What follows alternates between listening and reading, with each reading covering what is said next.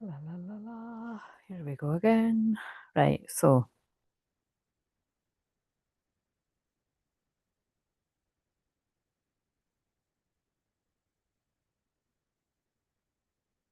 it's not come up yet. I know I'm live, so right, so there we go.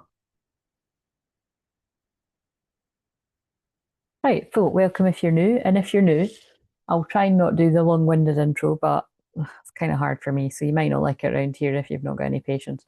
But yes, I was live last night for just under six. It basically was 6.5 hours, which isn't the first time I've done that. But and as I keep saying, I'm not trying to break a record. That's more than enough. It just sometimes happens that way. So yeah, if you want to catch Aries in the first house, you don't need to have any strong Aries placements. We've all got a first house. We've all got Aries somewhere. And it was interesting. There was really strong. Whenever I do Aries ones, it is always is really strong because I am an Aries and I've got Venus in Aries. Like I am a passionate divine feminine. And it was just a lot coming through about assertiveness and boundaries, and yeah, that's really what I'm here to help people with all the time. Um, but yes, I have titled it.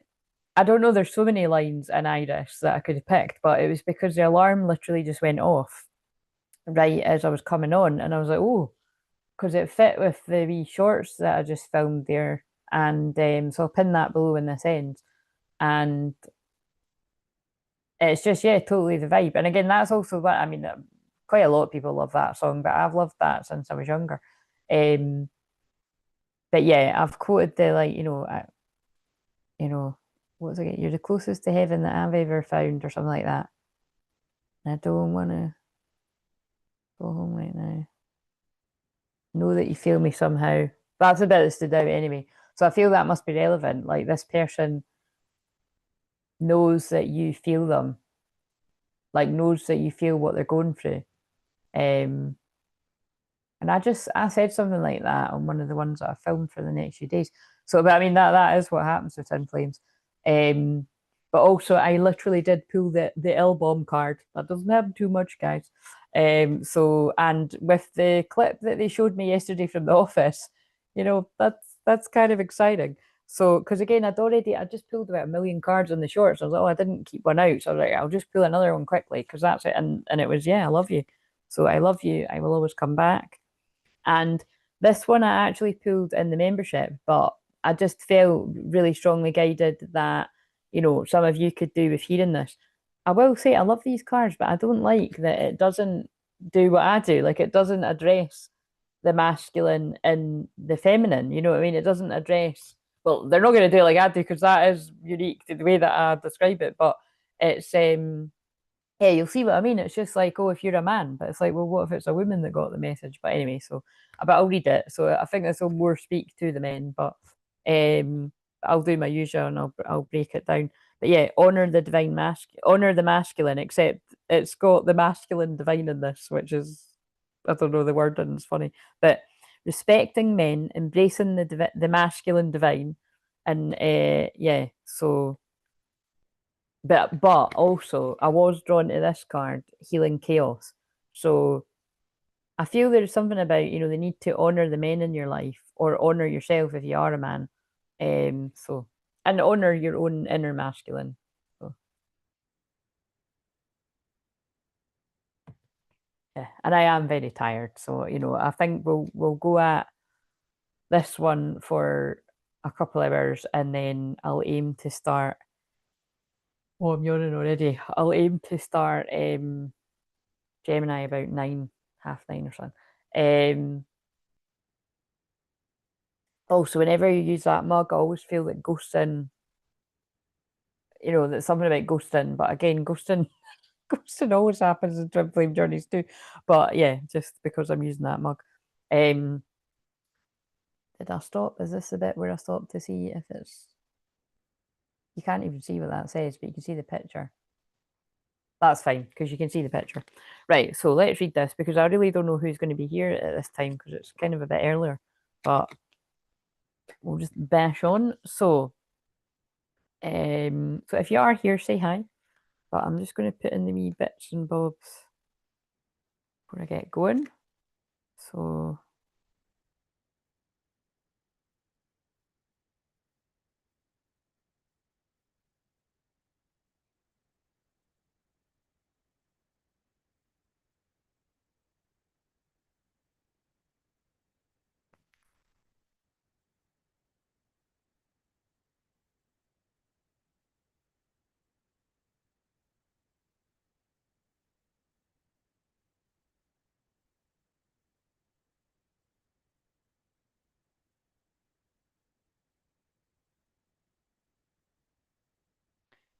right, that and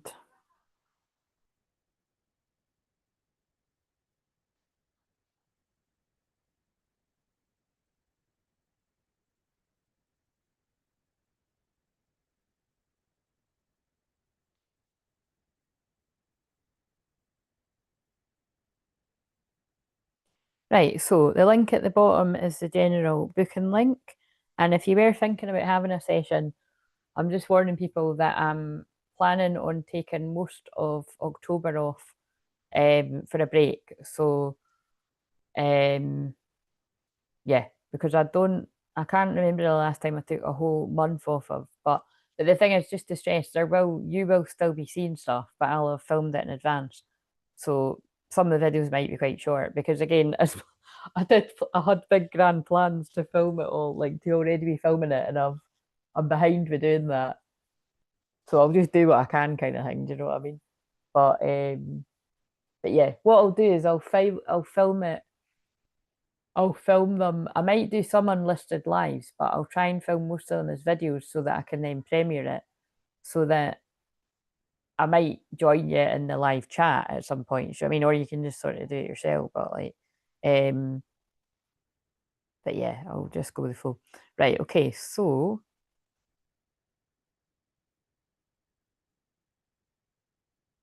right, let's do this. Right. Okay. So and also I didn't do the other spiel bit. Yeah. So this is for Taurus in the second house. Taurus is your home.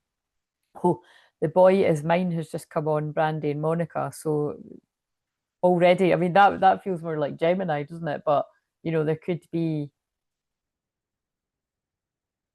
well, that gives third party situation, but this could be like someone was trying to decide between like two people or something, but whatever that's going to mean. So, but it just caught my eye. Sure, there was another song, but anyway, I'll come back to me if it's meant to. Yeah, Taurus is also money, value. Do you value yourself? Do others value you? Yeah, your home. I already said that. Things to do with the earth, grounding, lots of other things, guys. But that's all I can give you when I'm tired. So, 10. Honor the divine masculine. So also, 10, yeah. So also next month, October could be significant, and the 10-10 portal. So that didn't come to me when I read it in the membership, I don't think, but it's come out now.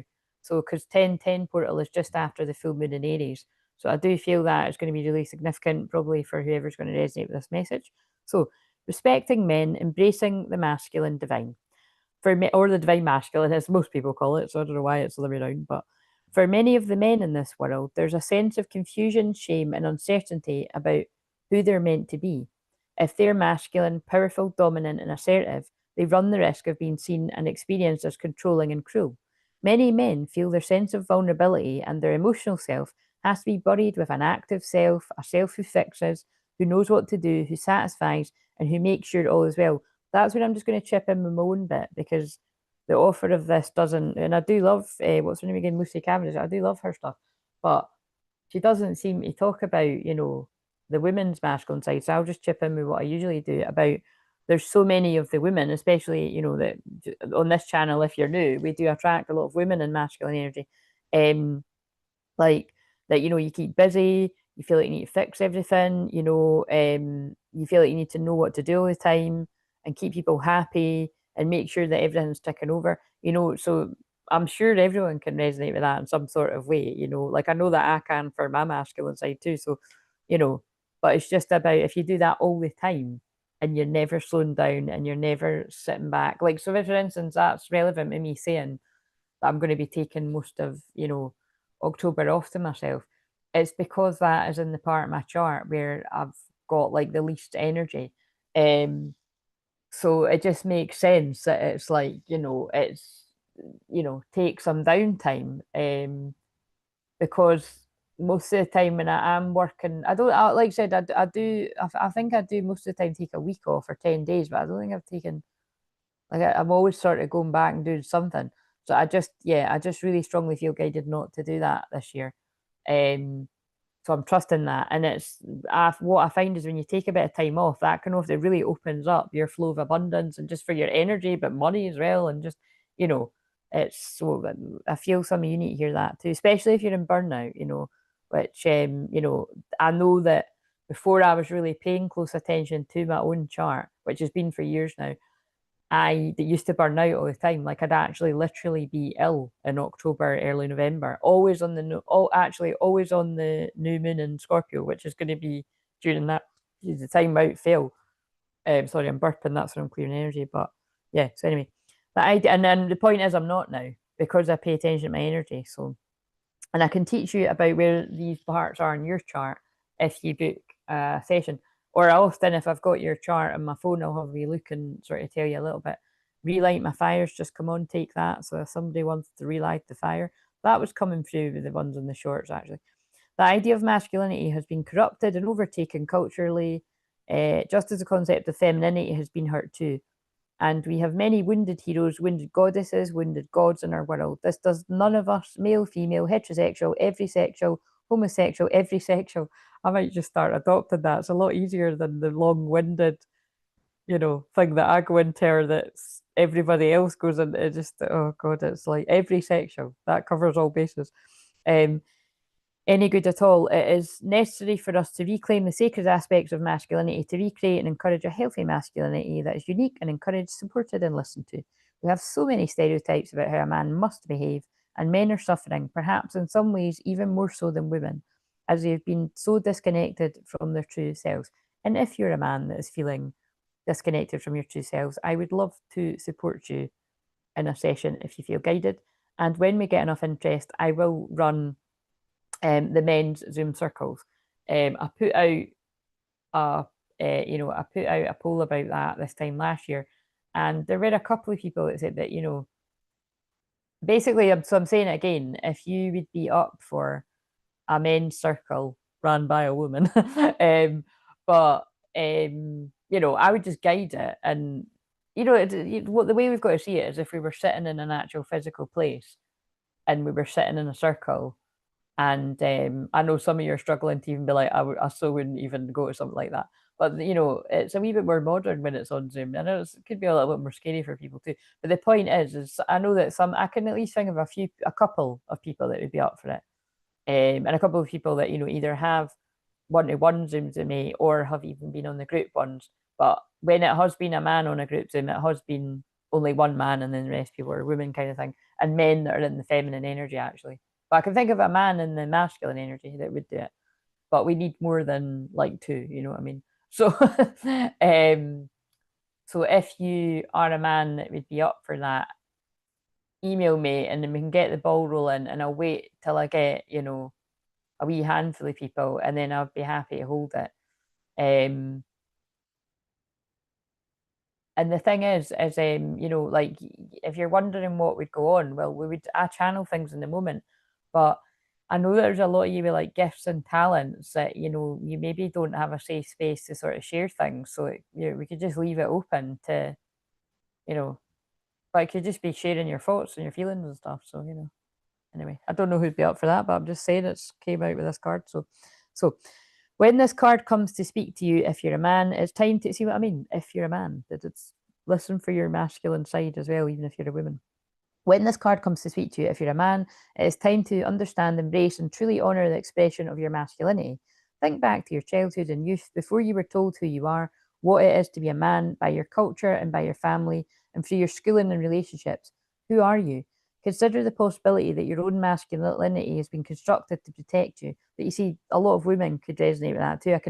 the instant example that comes to me is like single mums. Like that is something that comes to all the time, like how much a lot of single mums need to be in their masculine and their feminine, or you need to be the mum and the dad sometimes. Not always, because a lot of single mums have got really supportive, co-parent and that, but I mean some haven't, like, so understandable. And again, even if you've not got kids as well, but you've just never really felt like you could completely let go and you need to kind of protect yourself, understandable in this world.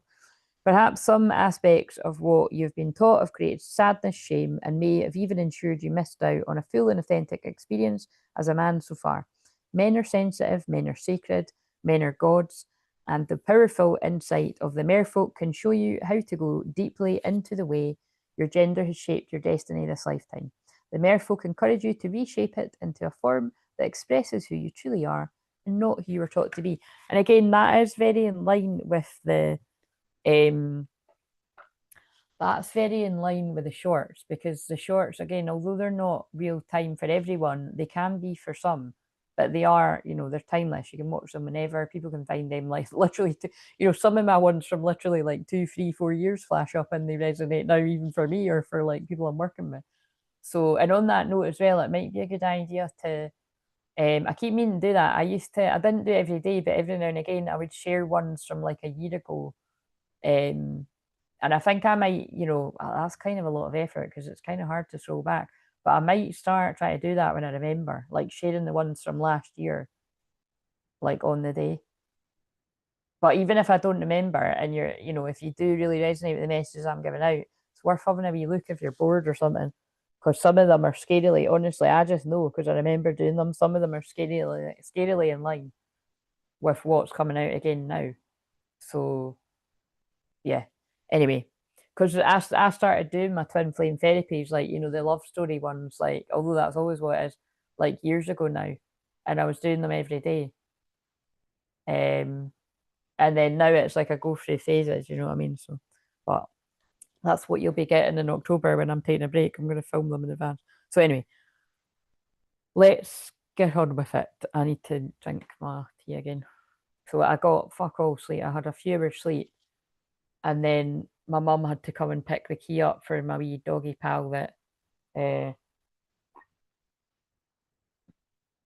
so yeah, I basically could get back to sleep, so that's why I'm even more tired than,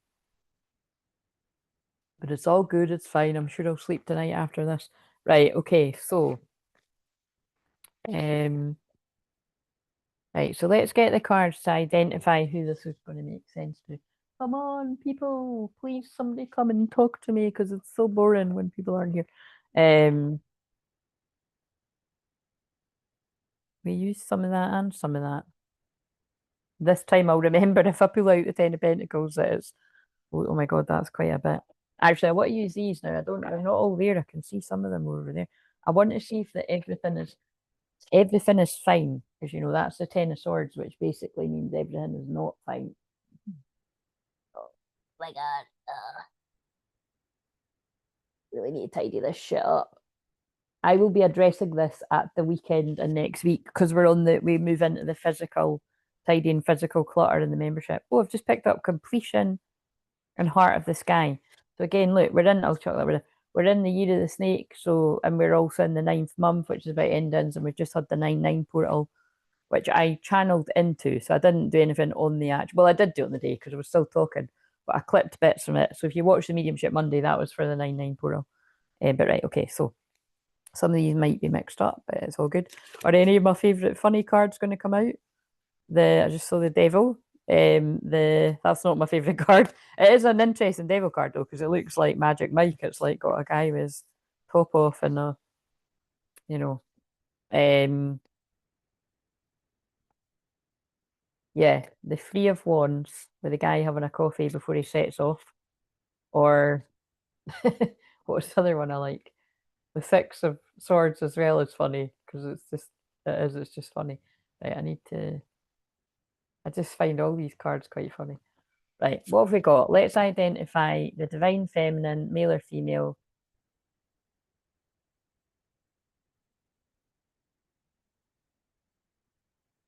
Oh, strong start. So if you're here all the time, you know how it goes. If you're new, you'll be like, what the fuck? But Four of Wands, my birthday number's 18/4, or when I say it, 418 as well, links to the Four of Wands card, which most of you will know. And even if you didn't know the tarot, you'll know by now if you do all the time. But that is the Twin Flame Union card, or it's about union, it's about home as well. We're on Taurus, so it's about the home, firm foundations, things like that. But to me, the first thing it always really means is union, celebration. And in this actual card, it's four women having a celebration. So, it could be a parting, it could be a party. Well, I said parting though.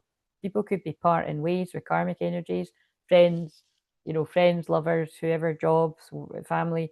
But yeah, I really do feel it's like if you're the divine feminine, male or female, and also the masculine feelings, like you feel a union. So basically, if you're the feminine, you feel that you're very close to union. You might actually be in union, with that coming out. But yeah, so that's what we've got for the feminine. And then for the masculine, it would be the masculine knows the human union's coming because the masculine's coming in for union. Although we'll see with the masculine card, they might not be so sure of it being a sure thing, but we'll see. Shake your groove thing, shake your groove. Is that the only reason I know that is because it's on the sweetest thing, which I'm not singing the other songs on that, but that was, oh my god, that was my favorite when I was younger. Um, that is a really good film, but it's so old now because Cameron Diaz and like Christina Applegate are like so young in it. But that's so the thing that's sticking out to me about that film is it's like a girl, it's more like a girl sort of player. So again, I never can never really think what to call a girl player. And although I sometimes go like ho ho ho, I don't always think that's, well, it's maybe not appropriate any of the time. But yeah, I don't know. What do we call a girl about town? I think that's kind of polite and kind of the same thing. Um, but yeah, she's kind of that, you know what I mean? Like she's going out, she's kind of keeping people at arm's length and stuff. But remember, although she's a girl in that film, this could be I just looked at the Eight of Cups, so someone saying fuck this, moving on. But maybe moving on from that lifestyle. So whether you are a man or a woman, the masculine, um, or just looking for the deeper meaning in life. Not always about saying fuck this, but it is to me. Um, but yeah, that song's on that. But yeah, it's like, you know what I mean? And then she meets this guy and she really likes him, but he's due to be married to someone else. Oh my God, this was what came up yesterday. So this really could be making sense to a lot of people. But yeah, he's engaged to somebody else, but he's not really feeling it.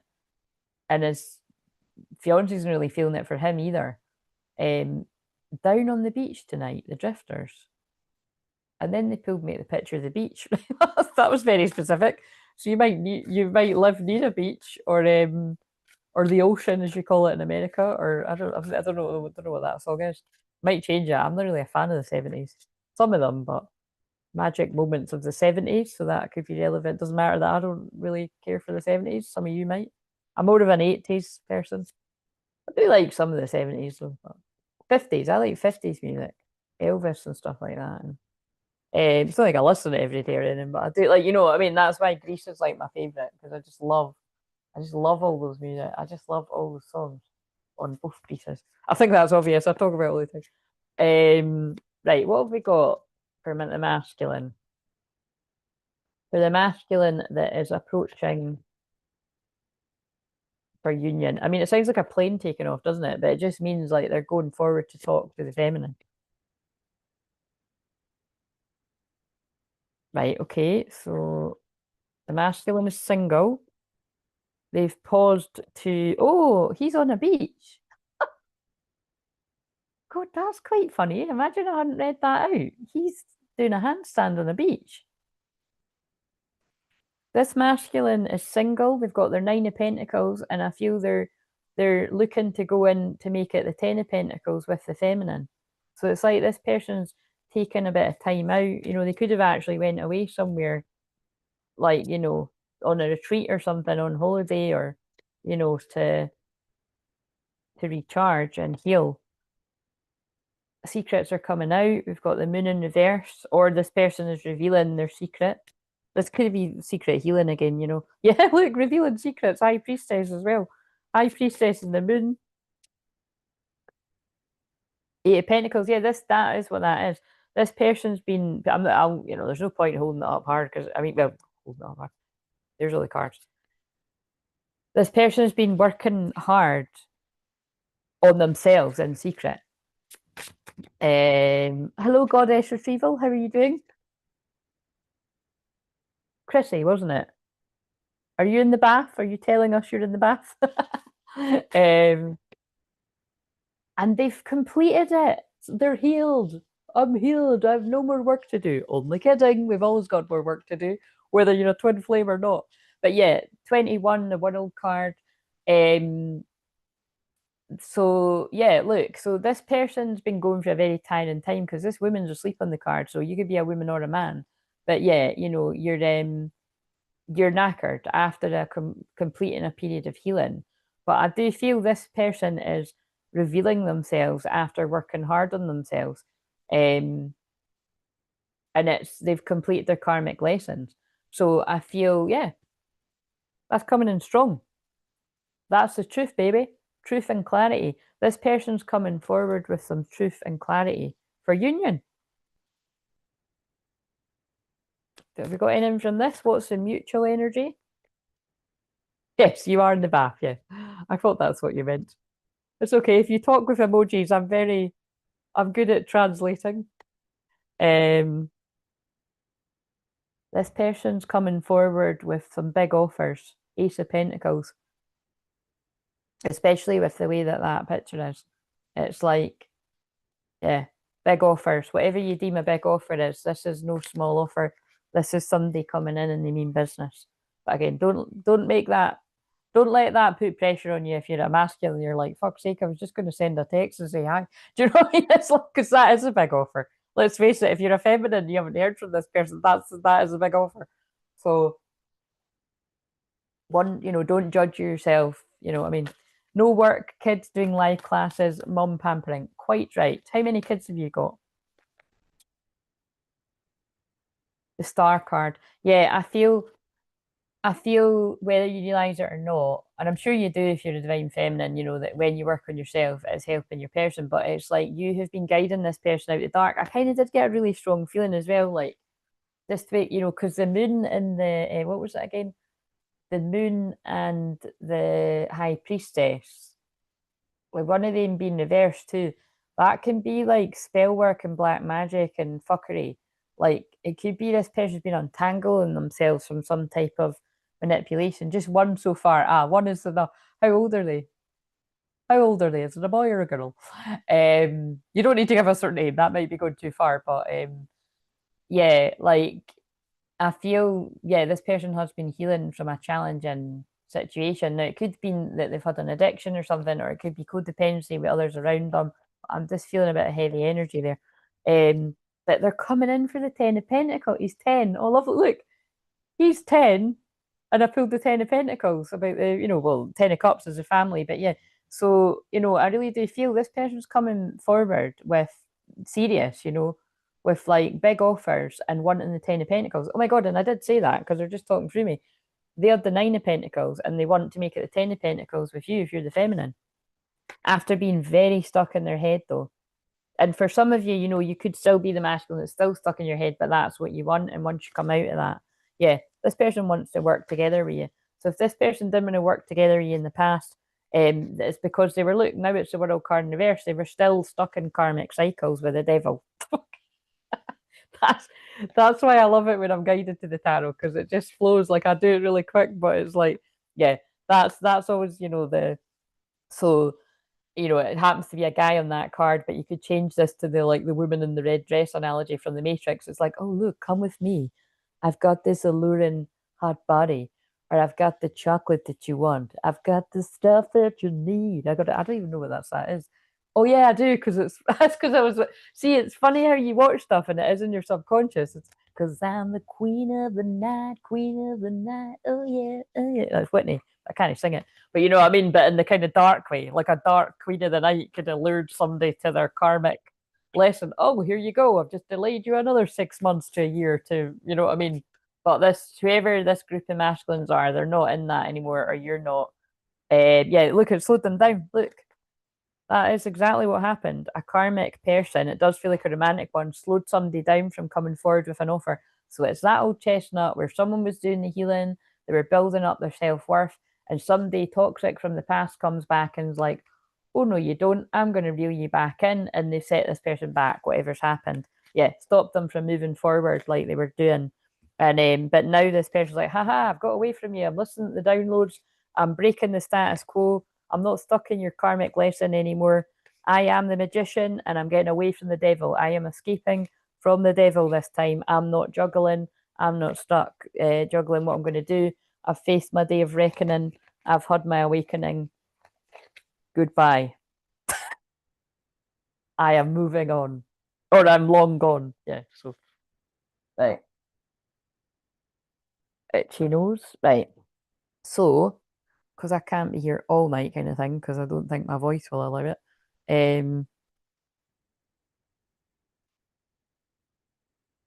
Wait a minute. Need to find my questions.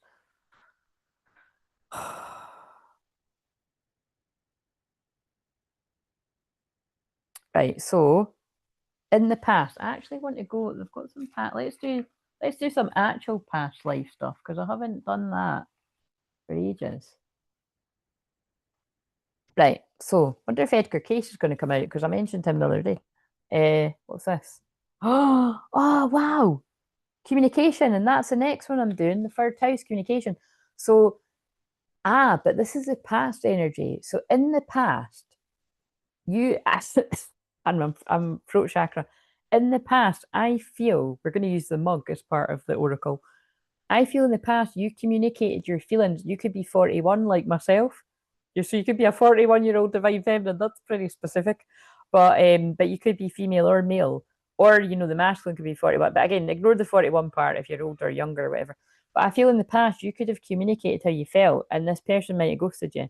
That's what I'm feeling here, right? Um, and it's probably going to be that this person is like, I'm ready to talk about it now. And actually, it could be like, that's what it is. If you told this person if you said I love you, like if you blurted it out or you told this person you love them, this could be it's bringing back to you. Do you know what I mean? This person's basically like I love you too, but it could be like delayed. This could be sometime after you said it. But I mean, it's like I say all the time. You're ready when you're ready. And again, so that's the thing. Like, you're ready when you're ready. And as a divine feminine, as a pit, like if it wasn't twin flames, it would be completely different. But again, it's slightly different from if you listen to other people that are just talking about love and it's not twin flames. Um, when you understand the twin flame journey, you are going to hear them out and you love them too. Let's just be fucking real here. If anyone else says anything different and they're on the twin flame journey, I don't know everyone's situation, but use have discernment. But you're at least going to hear them out, kind of thing. But I'm sure you want more than that. Um, but it's kind of like you know, nobody is tied to do anything, and that's why there's so much fear in the masculine coming forward too. But it's because even like I can see in some circumstances, like the masculine doesn't even need to explain themselves, especially if you were never actually an actual item or anything. I know some of you will have been, some of you have been married to twin flames and stuff, but you know what I mean? There's, technically the person doesn't need to, or you don't need to explain yourself to your divine feminine if you don't want to. But it swings the other way too, that it's like, um, yeah, the feminine doesn't need to do anything. They don't need to hear you either. So it's kind of like, what I mean? It's good to just sort of take that on board, that it's just because it's your twin flame doesn't mean you need to explain yourself. But obviously there are some unique situations where this person does need to explain themselves, if they want to have any kind of anything with you. So you'll know whatever your situation is. Right, what have we got for the masculine past life or in the past? Same fucking card, guys. So it is exactly because again, it's exactly what I said because they're talking through me. I know I say all the time, but it's the truth. Like that is exactly what it is. I feel you have said I love you in the past and you were ghosted. That's why they've made me use that mug today. And this person's coming back to say, like, well, it's like that scene in Sex and the City, the very last episode. I'm sorry I took so long, but you're the one. That's so cheesy, isn't it? But it's like, it is that kind of vibe. I'm sorry I took so long, but you're the one. You're the one, Carrie. And she's like, oh, that's great. Can you forgive the fact that I ran off with an old man to France and I was it's just fucking random, isn't it? But anyway, so um you'll only get that if you watch Sex City. My nose is so itchy right now, so that's Love on the Spirit. Right, so God, rub all my makeup off. Right, let's get some actual past life energy though. Could you tell us something about the past life of the divine feminines, male or female? So obviously isn't everyone. This bit's for a bit of fun, but it can be very real. I wonder if Atlantis is going to come out. This has got Atlantis in it. And I saw Atlantis when I was looking in that mermaid deck. I'm feeling Atlantis. Monk or nun. So monk or nun's coming out. So you could have like some kind of past life is like, a monk or a nun specifically, or some kind of biblical or religious kind of thing going on. You could have made vows of poverty. You could something to do with a mother here. So although these are about past lives, there could be something about, what I feel with this. It's different things, but because remember this is a masculine feminine side too, but I do feel in a past life, if you're the divine feminine or this is the masculine too, because it can be the masculine's feelings, I feel you've got some kind of dynamic. So remember, really just take this bit with a pinch of salt, but I know some of you will feel it real. But anyway, I'll just push that aside and just um somebody has got a karmic mother that is someone else in your life now. So again, some of you may actually have a karmic mother now, but like, and I don't like saying karmic mother, karmic sibling, karmic family, because it just kind of seems kind of horrible. I'd always like to help people work through that kind of stuff if you've got difficulty with family before it gets to the point where you're putting up boundaries and walking away in some cases. But like I always say, some people do need to do that because some people's family are evil. Like, I'm just being straight up with you. Some of the conversations I've had with people, it's not okay. You know what I mean? And it's not stuff that people are never going to change. And don't about never, but it's highly unlikely. So you need to some people need to set boundaries. Some people do need to walk away, and that's everyone has to make their own decisions for their own life. But I feel specifically it's like some of you have got someone that was like a not so nice mum to you in a past life, and now they're like a sibling or a cousin or a best friend or but it's someone that, like, you might have a bit of a love-hate relationship with. It might not even be love-hate, it might just be there's something difficult. I'm feeling I want to say love-hate though, so that's really specific. So if you've ever sort of felt to yourself like, I wonder if they were like my mum or my dad or something in a past life, then and it's somebody karmic in your life, like there's something like, it could be a friend that's like always telling you what to do or something. And it doesn't, by the way, if you feel like someone was your mum in a past life, it doesn't always need to be bad, because there's like seriously about 1 million people in here that actually have had visions of me being their mum in a past life. And I wasn't like a karmic mum, it's always ones that like they're saying, like, there's a vision where someone had a vision of them wrapping their arms around my legs, like it's like they were like we, and then it was emotional because it was in a past life regression. And then I had something similar with someone that was really quite similar. And then yeah, and even like I can think of friends I've had in the past as well, and um it was like I was always wanting to go above and beyond.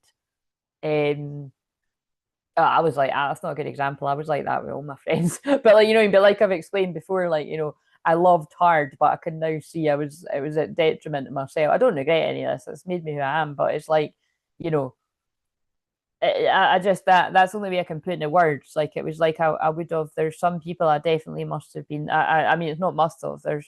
I was their mum, because it was like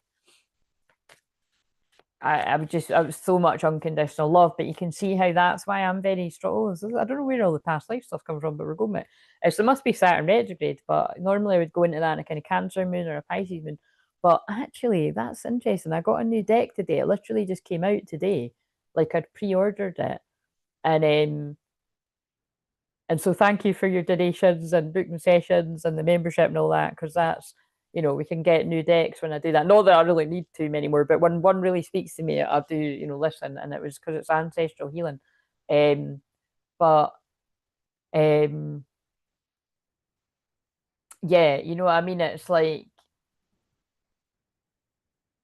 I don't know. It's just really, yeah, it's really, really coming through quite strong. Oh, yeah, that's what I was going to say. Like, you know, I love past life stuff, and past life are very real. And, you know, even, you know, I was always talking, there's something significant about the 5th of November because that just flashed up on the TV. So, oh, now what is that again? It is something. Oh, it's the beaver moon. That's what it is. I don't know if it's on that actual day. I think it is.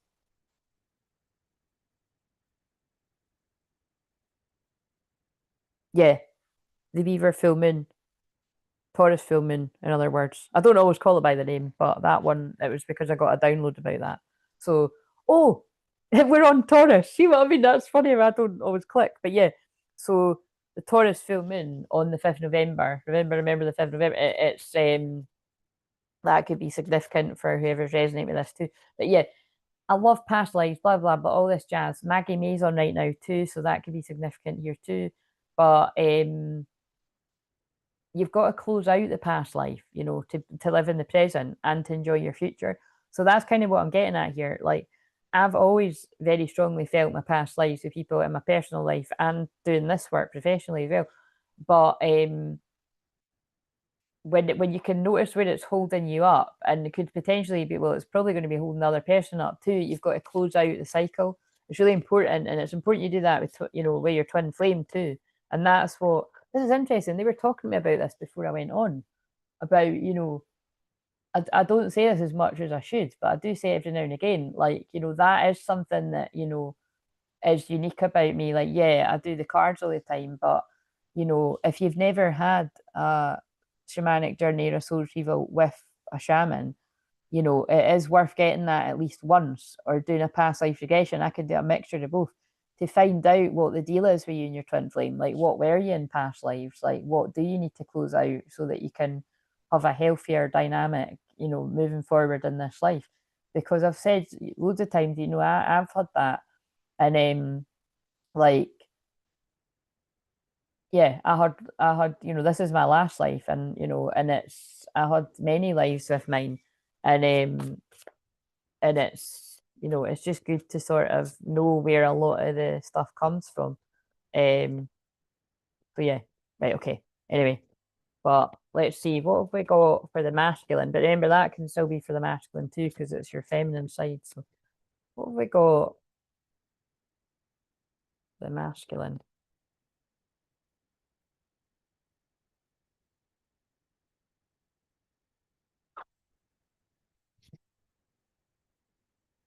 What the fuck? Sorry, that is actually blown my. I know it happens all the time, but that's blown my mind. The same card, also for tomorrow, I pulled getting hurt 2 days in a row. I think I pulled it for Friday and Saturday. Like that's in those blocks cards I'm about to use in a minute. So if that comes out again, that'll be interesting. But there's like a fear of getting hurt that both people have. Again, that's not really fucking that's not singling out anyone, is it? Like, you know what I mean? Oh yes, nobody's afraid of I'm not afraid of being hurt. It's more like, you know, there might be some of us that are, yeah, we're not exactly excited about the possibility or the chance of being hurt or hurt again and again and again and again if when you've already been hurt, especially by the same person. But you would be able to handle it. And that's always my point. Like when I give that chat about, which is probably going to come up in the next live stream about like, you know, what's the worst that could happen? So you text this person and you ghost you the ghost shit. You know, it's shit. It's not great, is it? But see, when you survive that, you feel like a bit of a warrior. You're like, yeah, that hurt like hell, but I'm still alive and I'm thriving. And I spoke my truth. And hopefully one day they speak their truth. You know what I mean?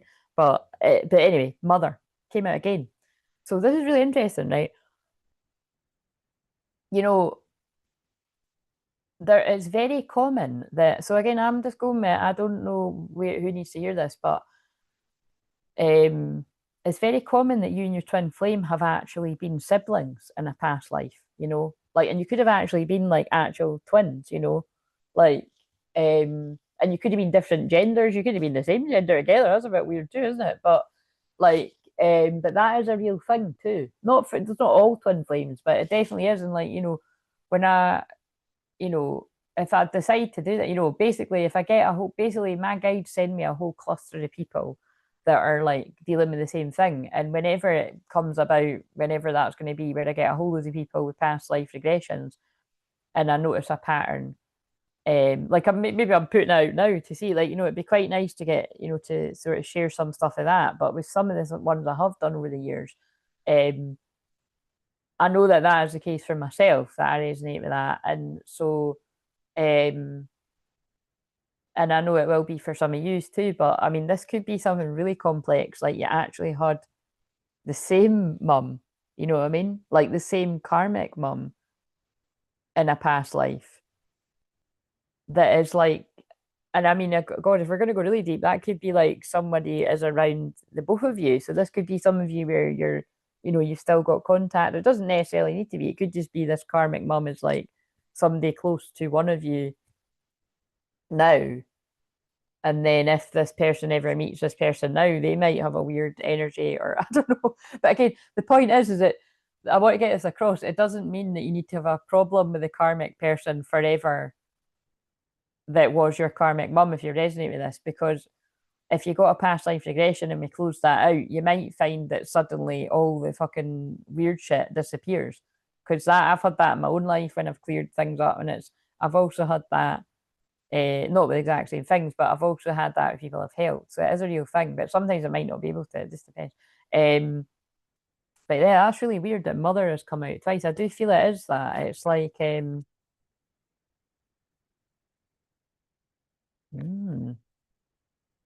And it could be because this is for the past too, right?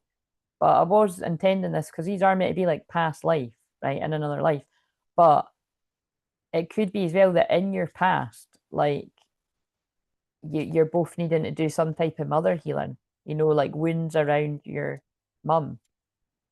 And it doesn't need to be that, you don't get on with your mum or something. It could just be that, like, say your mum, um, I'll pick on my mum. Like, you know what I mean? Because I've said this, she doesn't mind. Like, I was told by a medium like 15 years, well, it's probably more than 15 years ago now. They were like, you're going to heal your own mum of a lot of stuff. And, my mum would agree with that. I have my mum's, I've not done it for a long time, actually. Well, actually, I'm always doing it when I see her, but, like, I mean, like, as an actual, like, on the physical healing bed and stuff, like, and she loves it.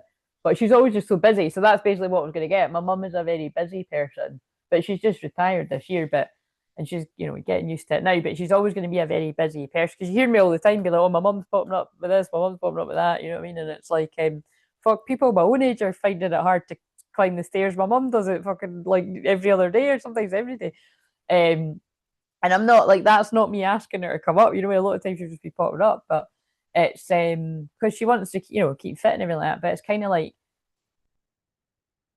I would say for a long, I mean, it could be like be I would have been at some point, being a bit busy and all that as well. And then and I realized like, that doesn't actually, that I'm nothing like that. If anything, I'm very kind of slow. So that's what I mean. Like me and my mum are very good at balancing each other out. Like she's very busy and I'm busy obviously doing this all the time, but like I'm very kind of feminine and slow and I'll rest if I need to. And, but it just works, I mean, we can balance each other out. So, but the point is like there'll be traits that if I've watched my mum just doing too much, then, and again, I'm pretty sure a lot of you'll be able to resonate with that.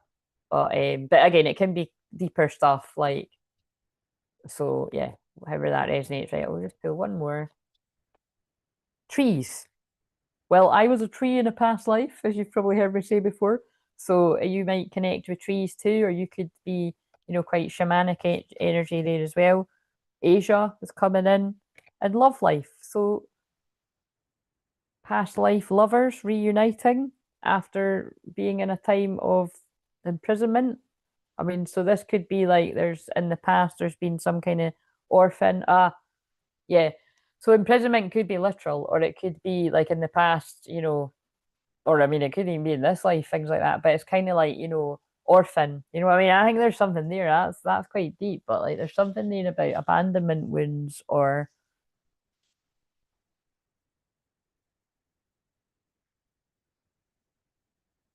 yeah, you could have just had a neglectful mother. And then if they've popped back up in this life and someone around you, you just feel it. If that was you, you'd feel it. Uh, okay, that's something a wee bit different. I hadn't used those cards for a while. Right, okay, so um let's get some other ones because obviously that is only going to be a small handful of people. So let's get some of these cards. So what have we got for oh yeah, we'll use these ones actually. So you'll see it when the videos go out tomorrow, but that's the one I pulled. All love comes with a risk of losing it. Don't be afraid to floss, take a chance. So that came out 2 days in a row. Right. So what have we got for in the past for the divine feminine females and males, masculine, feminine side? So this could be something that you've already worked through, or you might still be working through it. Oh dear. Uh-oh, no liking that.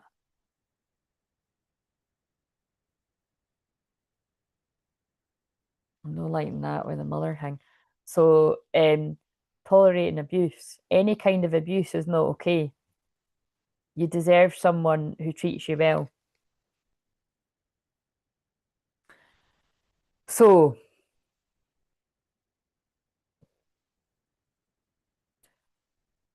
you're carrying mother wounds, right? Now, whether it is from this actual life or because this is so complex, I'm going to use those ancestral cards because this can actually be like, say, your own mum didn't get their needs met, they then might smother you a bit because they didn't get so it's not always like someone's mum wasn't nice to them, they're not nice to you. It can be like they go the other way and then that can be a bit much. And so or it could be like, more straightforward, like someone has actually had an abusive mum. Um so yeah, it's different for different people here, right? So again, trigger alert, trigger alert. Use your fucking common sense. Don't make it yours if it's not yours, kind of thing. But I think as well, it can also be like if somebody had a bit of a cold mum, you've then got into abusive relationship. So I know quite a few people are going to resonate with that. But yeah, tolerating abuse is not okay in any way, shape, or form. It's kind of given it ends with us again, which is called that because it ends with the generation, it ends with your generation. Because the whole film is about she's come from an abusive family and she's watched, abuse growing up. And then she's swearing that she's not going to get in that herself. And then she does get in that because you often are, you're pulled into things because it's what happens unless you kind of stop the pattern and um, it's what you're used to. Right. Okay. So divine masculine, male or female. God, I could have done about this heavy one when I'm feeling a bit tired, but we'll push that aside. The public service, being the sun in the sixth house. Untrue stories. You tell your, I'm not liking this, guys. You tell yourself bad things, change your stories and see the good that can happen. I'm sure this is very similar to the ones I've just filmed for Friday, Saturday, Sunday. So if you're this masculine energy, male or female, you tell yourself, you tell yourself bad things because you've been used to bad things happening to you. And it feels like when we're marrying all this together, like this could have been like, in childhood, you've not had the best of starts, you've not had the most supportive people around you. And now it's kind of reminding me of like Home Alone or something, like Kevin, fuck Kevin, these kind of like they don't quite say that, do they? But they're just really nasty to him. You know what I mean?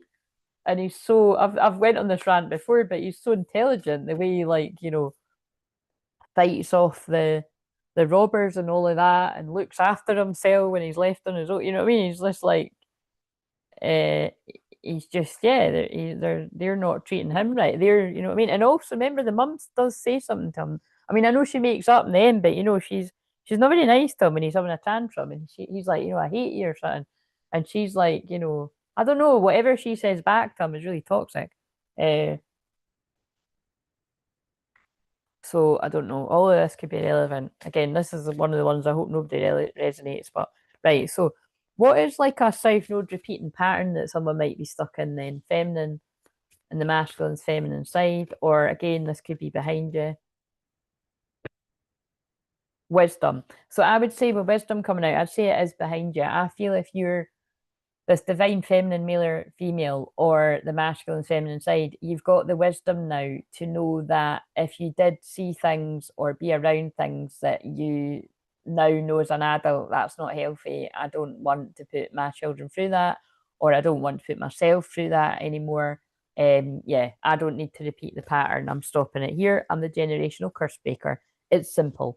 And also it's simplicity, but also I feel there's a loved one in spirit that is trying to help you move past whatever has been keeping you stuck as well.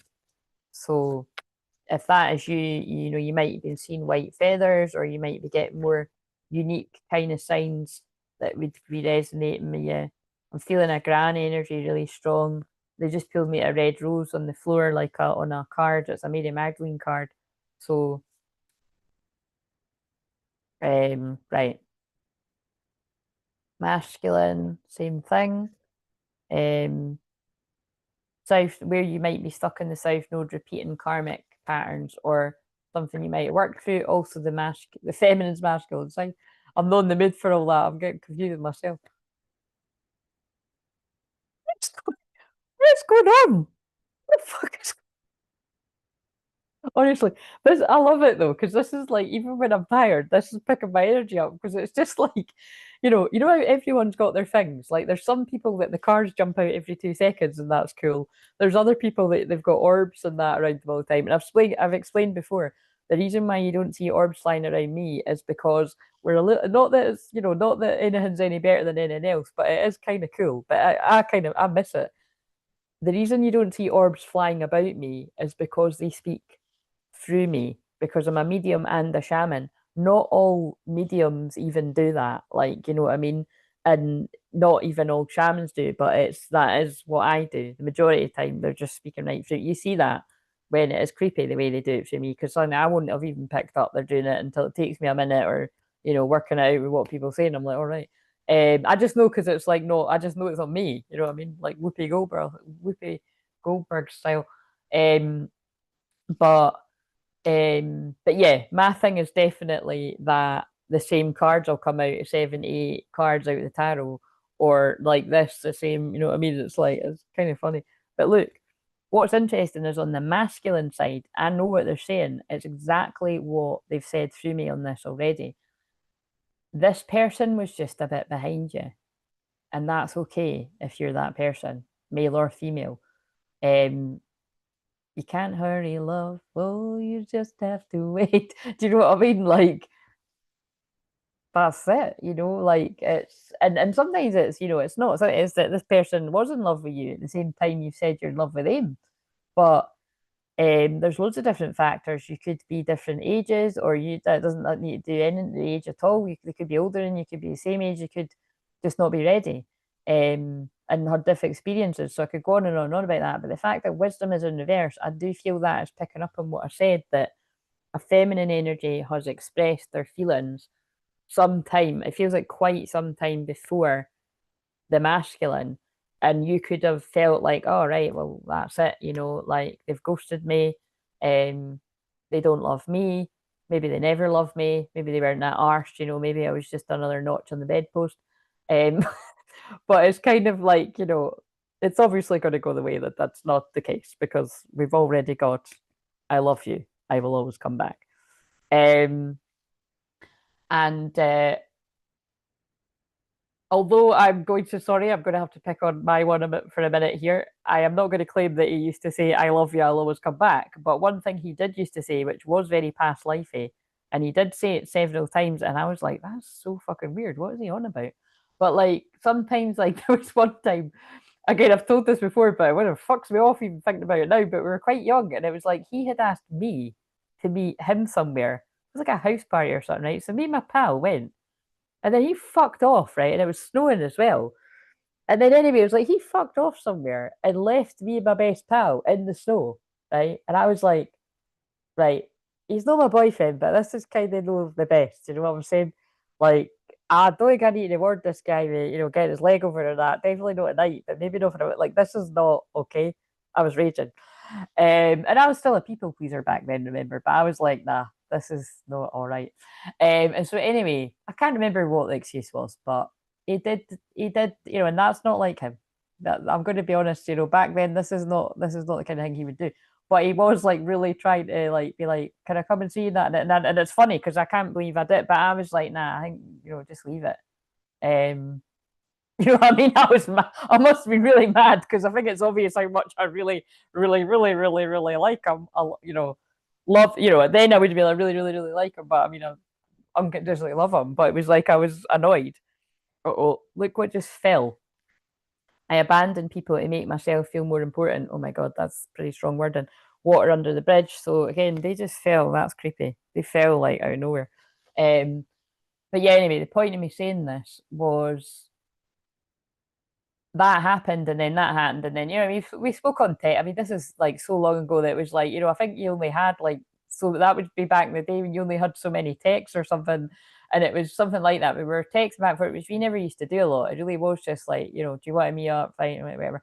But long story short, that happened, and then I think he must have always been talking about that night because he knew like, wow, like he got a taste of like when I'm really pissed off, which doesn't take a lot to piss me off, especially because he wasn't my boyfriend or anything.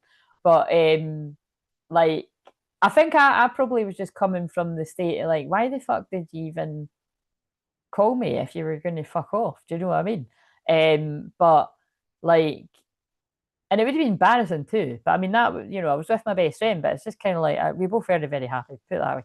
But um, then all the other times I've seen him after that, if he did have to go somewhere, he'd be like, I promise I'm coming back. I will come back for you. Sometimes he did, sometimes he didn't, mind you. But it was kind of like it was weird. Like every time he said that, I know this is really hard to explain, but I did feel it was like I felt it was like a past life thing. I felt it was like where he has abandoned me in a past life and not come back, and it's like so again, you know, I can't. I'm just saying that from my side. It there's so much past life stuff coming through. But anyway, I feel going back to this, it feels like you know with wisdom being in reverse, this person, this masculine energy, all the people that resonate with this, male or female, they could still be going through some karmic lessons about um expressing feelings. So they've not quite matching what you've learned with being able to express yourself in that way, but they're getting there. Or it could be that it's like, you know, this person has turned a corner and they're now able to, you know, come forward and say they love you. I would say it is that from what's come through. But let's just get another one for the masculine too. But very interesting. Because remember, this is a yeah. Oh, and you know, again, I love the word. And sorry, I just burped there, clearing energy. But I love the word. And so when I started telling that wee story, I saw the illumination card, but I hadn't showed it. And then I shuffled and then it landed on that again. So look, it's been fully illuminated to this masculine why they found it difficult to express their feelings. And now this person wants to look going forward. Now going forward, this person is more going to be more able to express themselves. And it's like, look, the wonders that's called. It's like, you know, wow, this is like a whole new experience that I'm going to embrace. That was upside down, but I felt guided to turn it the right way. Look, healing chaos. That was what I showed at the start. So it's like I feel like this person's went through. When I say this person, it's all the people that resonate with this. If you are this person, you've went through a bit of a healing crisis, which has led you ultimately to being able to express your feelings, whether you've done it or you're gonna. So go you. Right. Okay. So the present energy. Let's use these ancestral ones for the present energy. Right. So this one's a wee bit different, but it's mixing up a bit. Like, you know what I mean? I'm using, I suppose I do use different cards all the time. But right, so I'm opening it with you. I did take the cellophane off, but that's all I've done. So, oh, they're beautiful. Right, so I will find out with you. So let's give them a wee shuffle. Oh, they smell really new. Actually, I'm not into the whole knocking the cards and all that. Do you know what I mean? That's not really my jazz. I'm going to sage some. So, you know what I mean? It's fine if you do that, but it's not, you know what I mean? We've got to, oh, that's not very good, burning a bit of sage on it already. So, I hope this is enjoyable listening for our mermaid in the bath right now. Maybe we've got a few mermaids and mermans in the bath listening. You never know. I listen to stuff in the bath too. So, what have we got? cleansing my energy, cleansing your energy. Right now it's Brian Ferry. Let's stick together. Come on, let's stick together. That's all I know. Something like that, isn't it? I'm glad you like that. So right, cleanse. Oh yeah, I was maybe cleansing the cards, but I did need to do that for me too.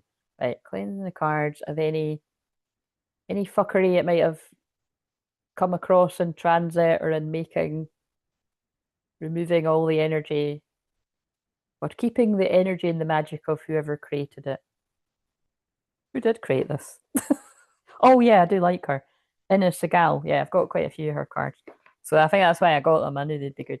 Right, okay, so what have we got for the present energy of the divine feminines, male and female, that are going to resonate with this very challenging story, actually?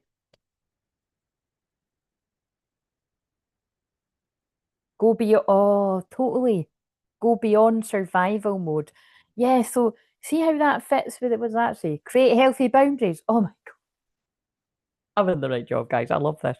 So yeah, like I said, that was all the chat last night, creating healthy boundaries. Wonder if that is the card. I'm going to read that too. I think that is the explore family healing.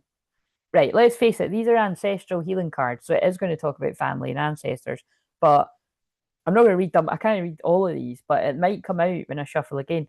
But I do feel the so I'm going to address the feminine, right? The divine feminine, male and females. I feel you have had to explore a lot of family ancestral healing, and you've went through your own stuff, and it's like, and I feel it specifically with creating healthy boundaries with family members that you needed to, in whatever way that is, whether it's like the really harsh stuff, like people that don't have any regard for your feelings or take advantage of you or all that kind of stuff, or actually the same. It could in darker ways or in ways where people do it and they're not really meaning to do it and it's about how, it's all different things.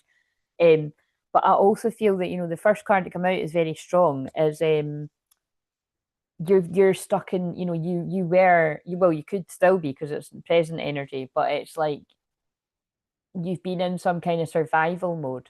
So like it's when I said, like, for instance, single mums that, well, they have to be the mum and the dad if the dad's fucked off, to be honest. You know what I mean? Like that is just a fact, isn't it? But um but even if you're not, even like, even if you've not got children, you're on your own. You've not got a man protecting you. You've not got a person, whatever, a partner, because whatever gender is like protecting you. So yeah, you are in survival mode to a certain extent. You know what I mean? So let's see what that says, and then we'll see if any of the same cards come out for the masculine. Right. So, but I feel that's what whether you realize it or not, you're preparing to come out of survival mode. And I feel because we've already seen the intentions, this masculine has been working hard on their own healing their own family stuff and their own stuff, basically their own stuff. Like whether there's actual things going around with karmic situations and their own internal stuff, to be able to say that I love you, to be able to say it back with what you said, and maybe you said it more than once, but I'm getting been a strong, you would know of a strong memory where it's been scary and you've done it, but and now and I feel you believe that this person would do it too. You just let go of the timing, but it just feels like one of these forever bonds where it really doesn't matter, unfortunately, for the other people, even if somebody does marry someone else or have like a long relationship or kids with someone else. It's one of these things that's it's not going to change, the connection, and that is what twin flames are. But um, it's like when you hear these stories of people having like families and kids and that with other people, and then people reunite much later on in life, and it was like always going to happen kind of thing. Like it doesn't need to be exactly that, but um, but yeah, you're not going to be in survival mode because this person's coming forward to protect you. Oh shit, that's so interesting. That's so interesting. I wondered why, because if you didn't get that, when I post, you know, Taurus, and then I posted that yesterday, but like Gemini and the pictures, it's always got something to do with Gemini. So like for Gemini, I'd usually post something about speaking your truth or communication, that probably, or gossip, you know, because I do associate it with gossip too. That'd always be like my go-to. But the memes that I posted for Gemini weren't really very well. Some of them were, but some of them were a bit more random. And the first one that I posted was something similar to that. It was like, I can't remember what it said now, but it was like, you know, I'll just wait a minute. I might, in fact, rather than try to find it, I'll just look at the post.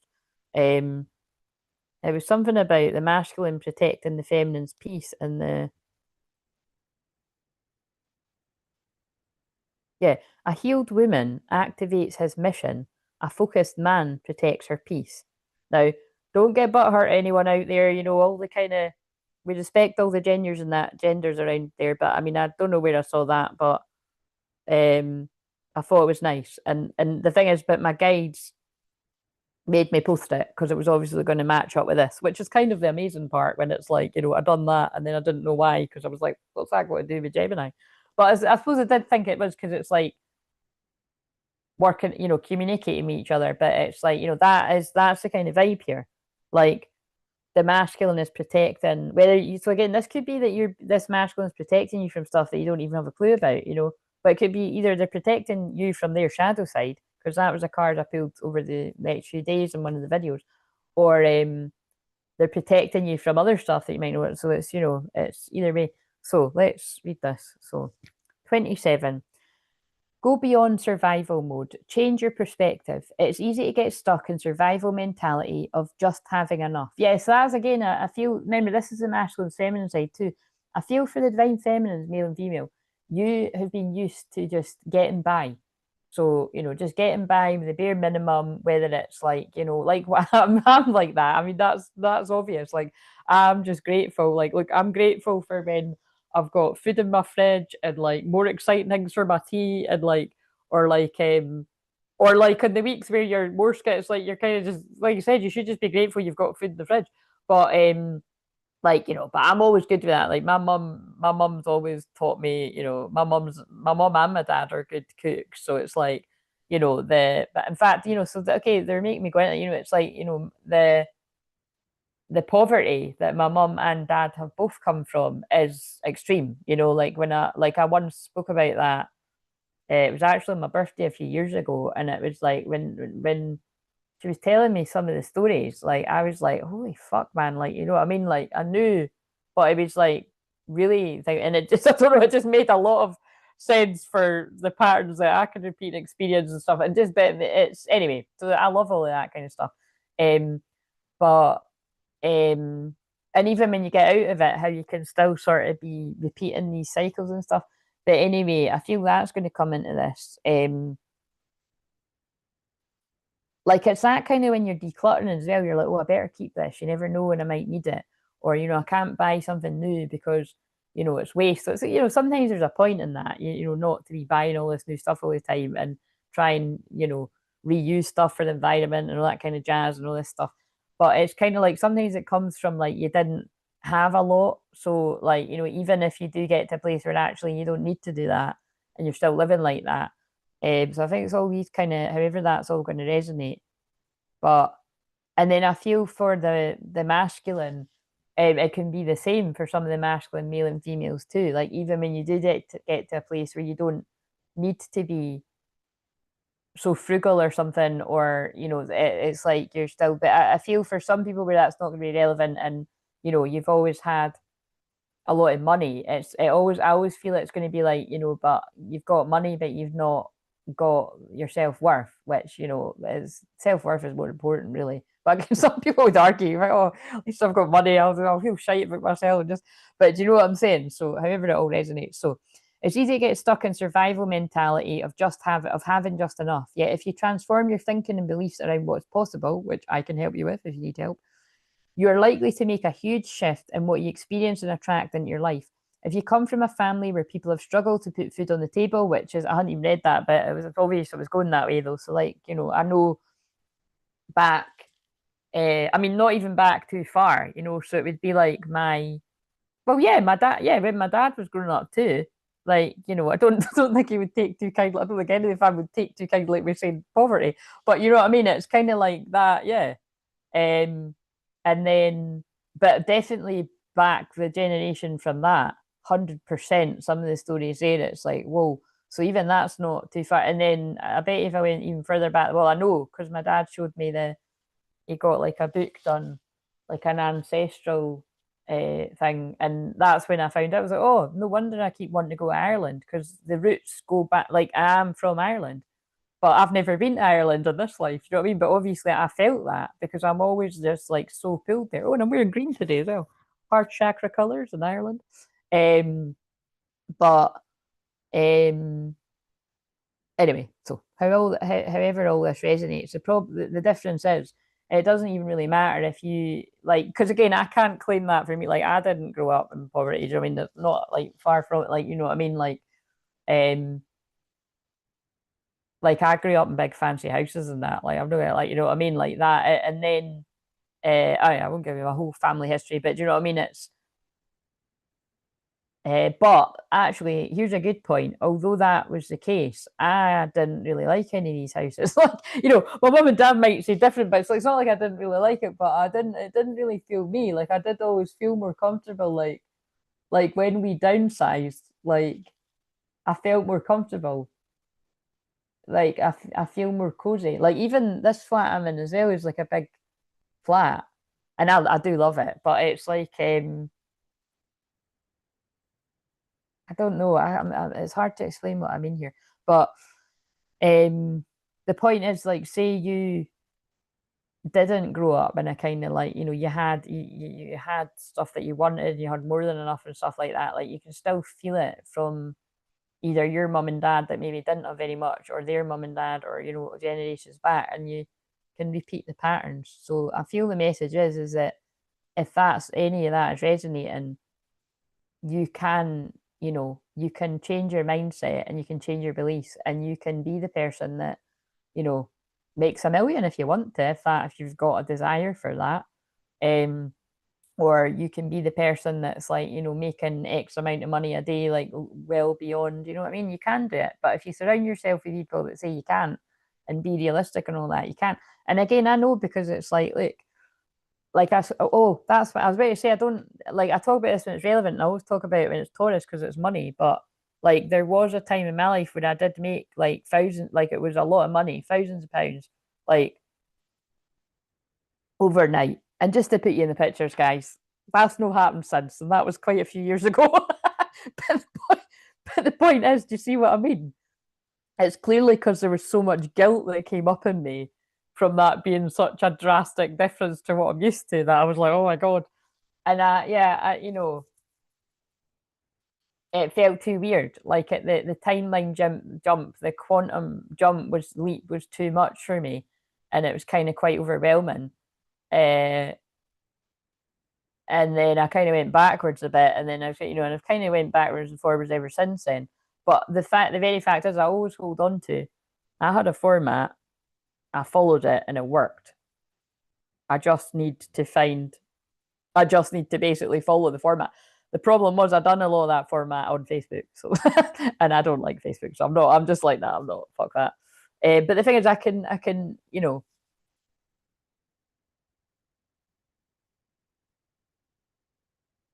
I can do it again. If I've done it once, I can do it again. That's the point. But I suppose it's like what I always say is like I'm just not money orientated. It doesn't. I am more that. I am more like as long as I've got what I need, like you know, I mean, that's what I mean. So they're making me talk about me a lot here because it is relevant. It's like I can make people a lot of money, like a lot of money, because I've got Jupiter in Capricorn, I've got Neptune in Capricorn. Capricorn's about money, business. Like you know, don't be fooled by my kind of airy fairy mystical. Like I am a good business coach. I can listen to your ideas. I can help you brainstorm. I can help people work out where they've got financial problems. I'm good at all of that because then a lot of people have that watch me. Because if you've got ADHD and things like that, you might have fucked up your money, or people with gambling problems and all that, and just loads of shit. But um, but the way in which I get rewarded isn't always like it's not like oh I come into tons of money, but um,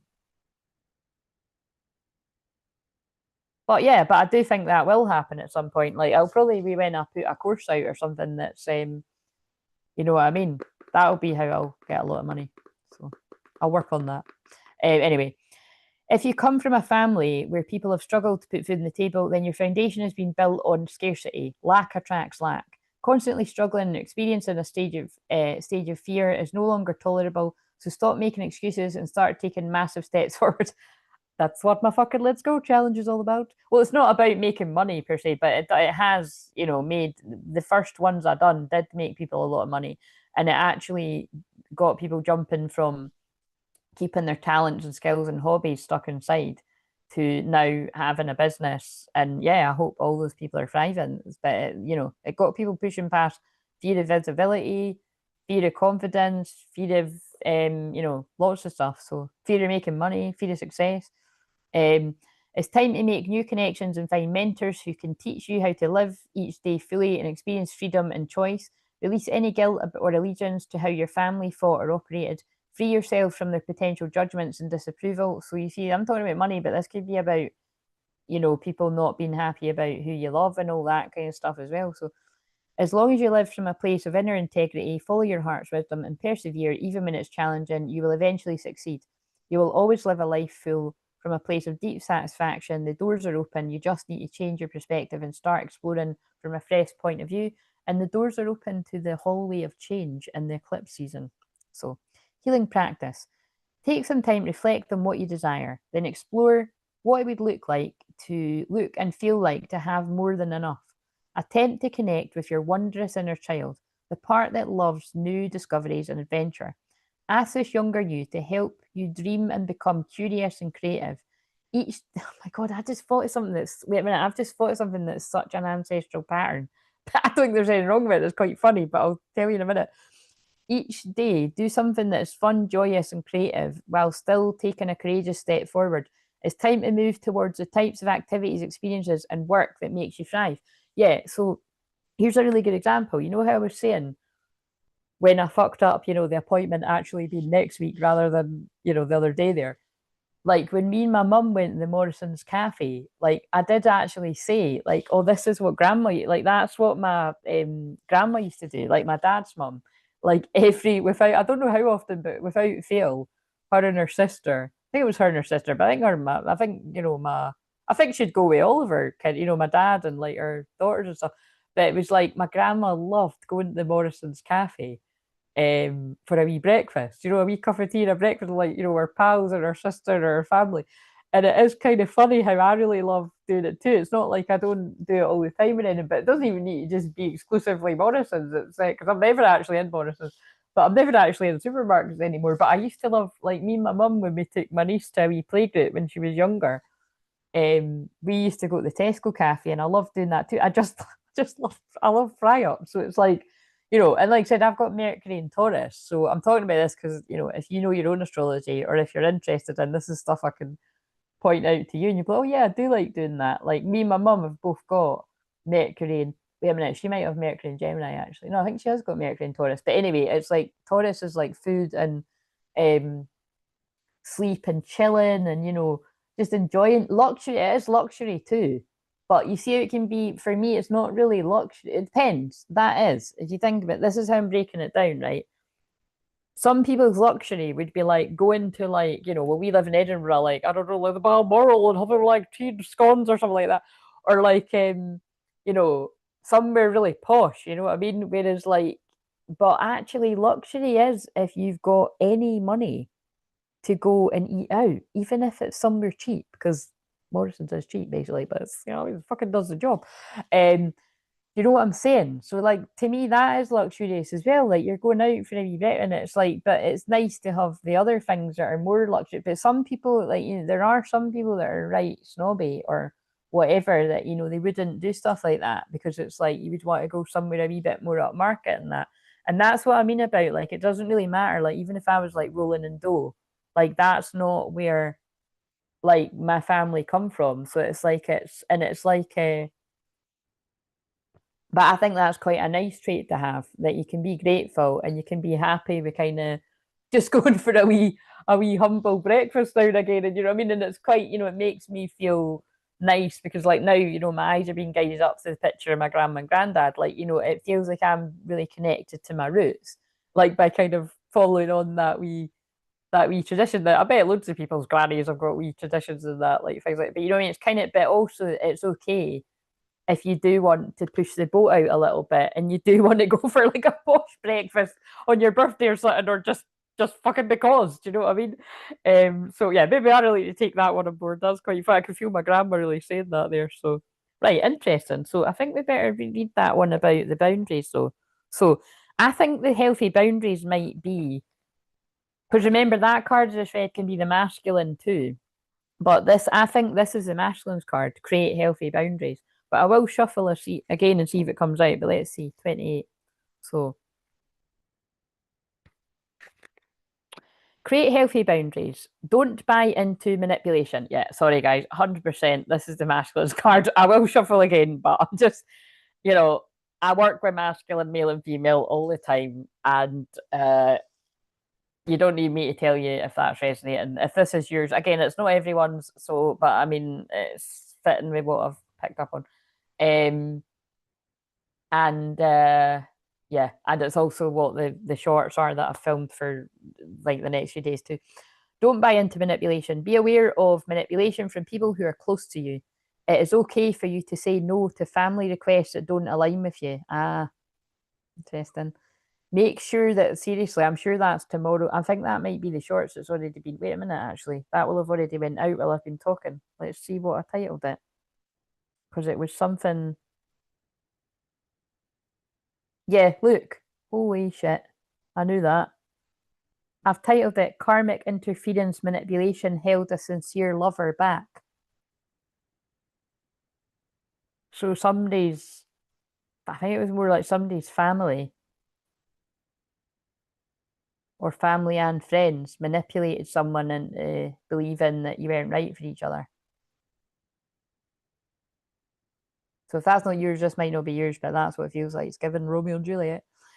Make sure that when people tell you that you have to do this or you have to attend a particular family event, it doesn't have sway over you anymore. If there are toxic or uncomfortable things occurring in your extended family, see, how weird is it that they made me, hi Beck, how are you doing?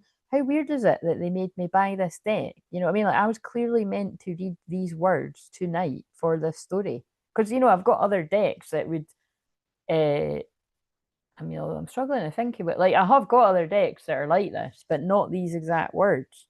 So it's kind of interesting. Like,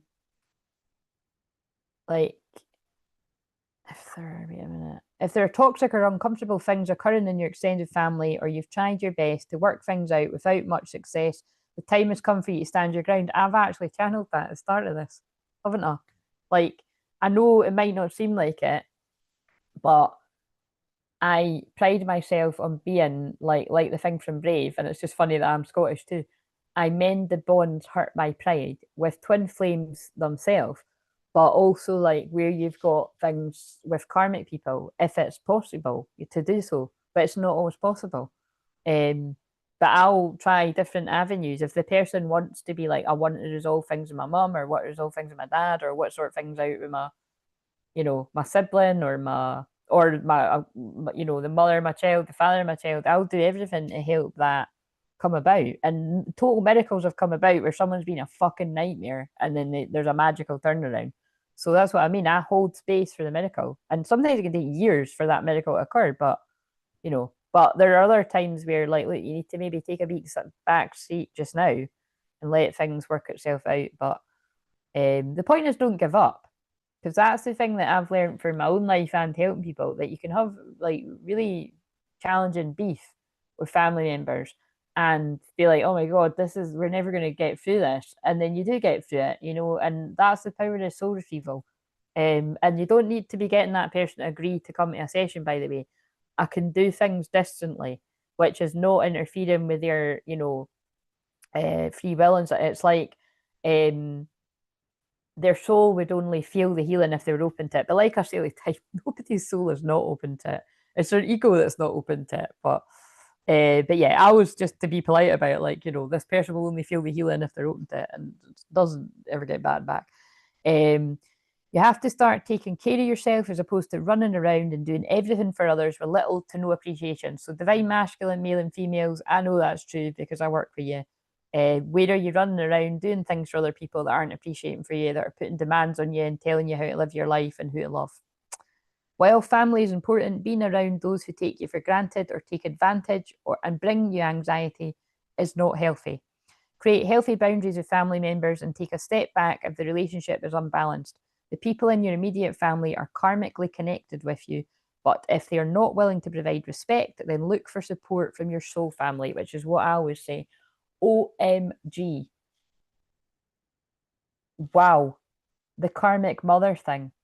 That's putting a bit more perspective on it, isn't it? Although I still stand by what I said, for some of you, it is that, like, and this is more than just like a group of two people. This can be a whole group of people that are going through this. You've got a karmic mother somewhere around you. It's a friend, it's another family member. Because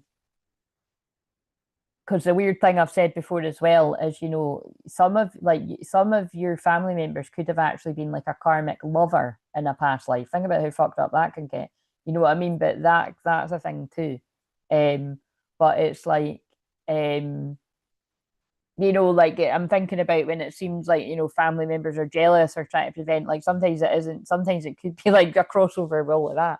I can see that in astrology when there's things like that going on, like Venus and Mars kind of shit and that. But it's like there is something about that the fact that mother came out for both. I feel who all the group of people that are resonating with this, I feel both of you have had some type of, now again, remember, this is so complicated sometimes to break this apart. This is just for some people. I can feel that it's like both of you have had issues with your mum. However deep that runs, or smaller things or bigger things. But it might be some needs not being met, but they do their best. Again, that can run across everyone. No one's mum and dad are perfect, even if you did get on with them. But it's like, but it can be more severe, like neglect, like you're not getting needs met, like quite even basic ones. Um, what else though? Yeah, however that fits, but that's so interesting that mother came out for both people. Take it as it resonates. That's interesting. Where did yeah. So explore what it means to develop healthy boundaries and take some time to write those down. Or again, how many people are actually going to fucking do that? If you do that, like seriously, I'm not even being sarcastic. That's amazing that you do that. I'm more like talk it out person. Like I would more like if I need, well, when I did need to do that work, it was good for me to do that in shamanic groups and that. Like, and trust me, like I mean that's years ago now that I've done a lot of stuff like that. It was so like, oh, really emotional when you do that work. And I mean it's emotional when I hold space as a healer doing that with people, but that's why it's like, I'm just being honest. I can see why people avoid it, but it'll catch up when you least expect it. So it's better that you're the one that makes a decision to do something about it. And trust me, that full moon in Pisces will have brought up a lot of people's shit because it's the past. And it's also past lives and that. That's why. That's what it is. Duh, Claire. Sorry. That's not very nice to speak to myself like that, but I done it. It's kind of like, so again, I don't do that a lot. So I feel there is that you do that a lot. Whoever I'm talking to, I feel you could be like, nah, you're so stupid or something like that. Or you might indicate it because that's what me making that sound would be. It's like, um, but maybe it's because people make you feel like that. You know what I mean? It's like, yeah, I'm just feeling a lot of stuff for a lot of people. It's kind of not very nice, actually. Like, as I think that's why whenever they show me Kevin in Home Alone, it's not good. Because although it's always like happy endings and all that at the end, it's not, what I mean? When you really think about it, it's like, it's abandoned, you know what I mean? It's not nice to be totally forget about, to be forgotten about like that. Um, Right. Who in your family do you have weak boundaries with? You need to get clear on what is not working for you in some of these relationships. And if you want to be respected, you will need to explain how you want to be treated and stand your ground. And I know a lot of you that will say, if I tried to do that with X, Y, Z, whoever the family member is, they would laugh in my face. Do you know what I mean? So it's kind of like, I do hear you. It's I've had a few done in sometimes when I talk, like I said, like sometimes it's in a bantery way. Now it's in a bantery way, but before, if I've tried to talk about boundaries with some of my family, you know, it would maybe be met with a bit of pushback. But now, for the most part, it would be respected. I suppose it would depend on what the situation was, or if it was a full moon or something. But yeah, like this could include when you feel uncomfortable being called and asked for things, as well as when you can say yes and no to different requests. So I think that's one that loads of people could resonate with. I'm going to shuffle again for the masculine. Like, are there some people that just expect you to be a runaround? So say like, so say for instance, there's a good one. Like with me, with my mum the other day, like I had that hospital appointment, and obviously, like, it's not too serious, obviously, because if it was really serious, I wouldn't be fucking saying it. But and I'm certainly not gonna like, so I'm going next week, but you don't know kind of when. But it's like, I just kind of didn't want to, I didn't really want to get a taxi up myself and back, because when I had to do that a few years ago, it was really upsetting. Um, and it really isn't any big deal, so I'm not as bothered about it because I know the process. But it's just kind of, you have to be there for a few hours, and but you get a wee sandwich and all that after, because they make sure you're not going to fucking keel over before you leave, kind of thing. Like, but I wasn't demanding that my mum take me or anything like that. Do you know what I mean? But I was like, really, I did feel like it was God looking out for me. My mum was like, "Oh, I can take you." Do you know what I mean? So, and because my mum does move heaven or hell water, she moves heaven or hell to do everything. But my mum is amazing. And like my dad, would do that too. Like, I mean, it just so happens that he was great. I think he was grateful he didn't need to go that early in the morning. And like I've explained, if you didn't hear me saying the other day, I'm grateful that it was my mum that took me and no my dad, because my dad might have been a bit pissed off that it was all for nothing. But then he probably wouldn't have been, because that's his mum that liked the Morrison's breakfast. I would have just found a way to be like, let's go for a Morrison's breakfast, But nah, I think he would just that early in the morning. But okay, we'll never know, and it's worked out the way it's worked out. But I don't know. I could see. I don't know. I'm gonna say it to my dad, and I bet you'll claim that he wouldn't have got angry. But it just depends. You know what I mean? But the lot think about it. Lots of like that's lots of people. But that's. But what I'm trying to say is like there might be some people that would be like, demand that you take me. Like, I can think of maybe like some like, like I'm say like you're the person that drives, and like someone's mum or dad is like, well, you've not got a choice, you're taking me. You know what I mean? Like, and that's not right, because you are an adult and you've got your own life. You don't need to run around after family members. Just as my mum didn't need to help me, but I'm grateful that she did. Do you know what I mean? And that's what I mean. I've always forever been saying that to my mum. Obviously, when all my difficulties came to light, it made more sense of why my mum and dad just seemed to know that I struggled more without no knowing, because the school was that shit or I was that good at hiding stuff. They never noticed any of this. And the colleges and universities, it was me that noticed it. But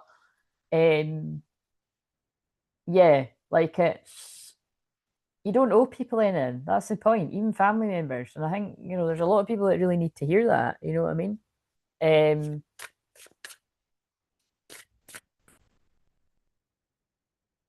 Like it's like with my nieces, like I don't have to look after them, like, but I love to, because it just so happens I'm really close with them. Like I was a fucking born auntie, but like I know I don't have to, and so it's like there have been instances where like um it's more like, my sister might have assumed I would be up then, and I'd be like, oh no, I'm busy. Do you know what I mean? And she might be a bit kind of like, but she's always really polite. She wouldn't. But again, now, back in the day, maybe not. Maybe, well, I don't know. Anyway, but we'll all have stuff like this. Do you know what I mean?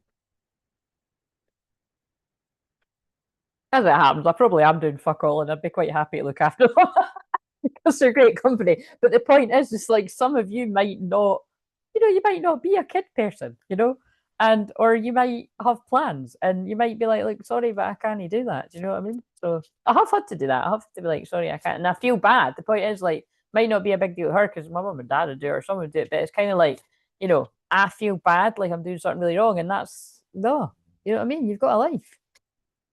Even if your life includes like, I was going to watch Sex in the City, like, and I don't want to be like responsible for a kid right now.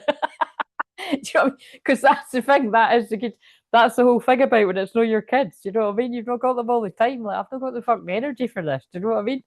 But they are angels. That's not a good example. But you get what I'm saying. You're not just like I'm very strong on that with grandparents. Grandparents are in a time, they should be in a time of rest. And yeah, spend time with the kids if they've got energy and they want to. You're not obliged to look after your grandchildren. It's okay, so let's see if the healthy boundaries comes out for the masculine. Sorry, now let's catch up. So, yeah, to neglect. She wasn't a bad person or my dad. My God, did that eclipse bring up not feeling loved and neglect? So that all fit. Oh, sorry to hear that, Beck. Yeah, I can get that from what you shared on the other lives. Um, that there's lots of the themes that are coming up here, not exactly that, but in the membership, the second level, the stuff that we've been doing, it's not been directly sort of family stuff, but the card that came up for today was I am enough. So you could see how that would fit with that if you'd kind of been around. Oh my God, the song that's on right now is called I'm Not in Love. Oh, I think it's that I'm not in love. Na, na, na. You know that one. So the one where he's claiming he's not in love, but clear you are, mate, because you're thinking about, you're putting a lot of attention on, So this is when we get to that bit, this might be somebody coming out of denial. Well, clearly they are, because they're saying, actually, I am in love. Right. What have we got for the masculine? Just as I say that, the song I Know I'm Not Alone. Perfect time. Oh, interesting. Strengthen your sense of self, right? So it's not the same card, but you see how it fits. And also, it's the 22nd. The 22nd, I will be doing Mediumship Monday and I will be doing the um the last live stream for a month. So yeah, that's right. I will be doing the Libra live stream. I'll be doing like probably Mediumship Monday and then the Libra live stream. So and that's the equinox is on that new moon in Virgo on the Sunday. So that could be significant. Again, the change of the season is always significant for twin flames because it's about balance. And Libra season as a whole, because it's about union and balance and um but what does that say? Meet your ancestral shadow. Oh, it's got do not open secret. And it's a 999 portal, ninth month, ninth year. That's why it was the 999 portal.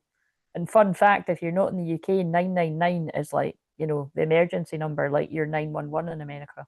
So let me call 911. That always reminds me of that. Like, Shardy on the dance floor. By the way, he was put in jail recently. Oh no, there's another thing about jail. I can't remember what it was. He done something dodgy with money. I was like, oh my God. The guy that was like, you're way too beautiful, girl. That's why it would never work. You got me.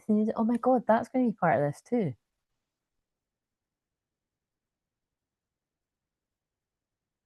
Oh God, that's coming in. Yeah. So like, oh, that always comes through, but it's like, it's going to be, always say this, but see when it's like, see if you've got like a masculine that is believing that a feminine is like, well, in this case, too good looking or something for them.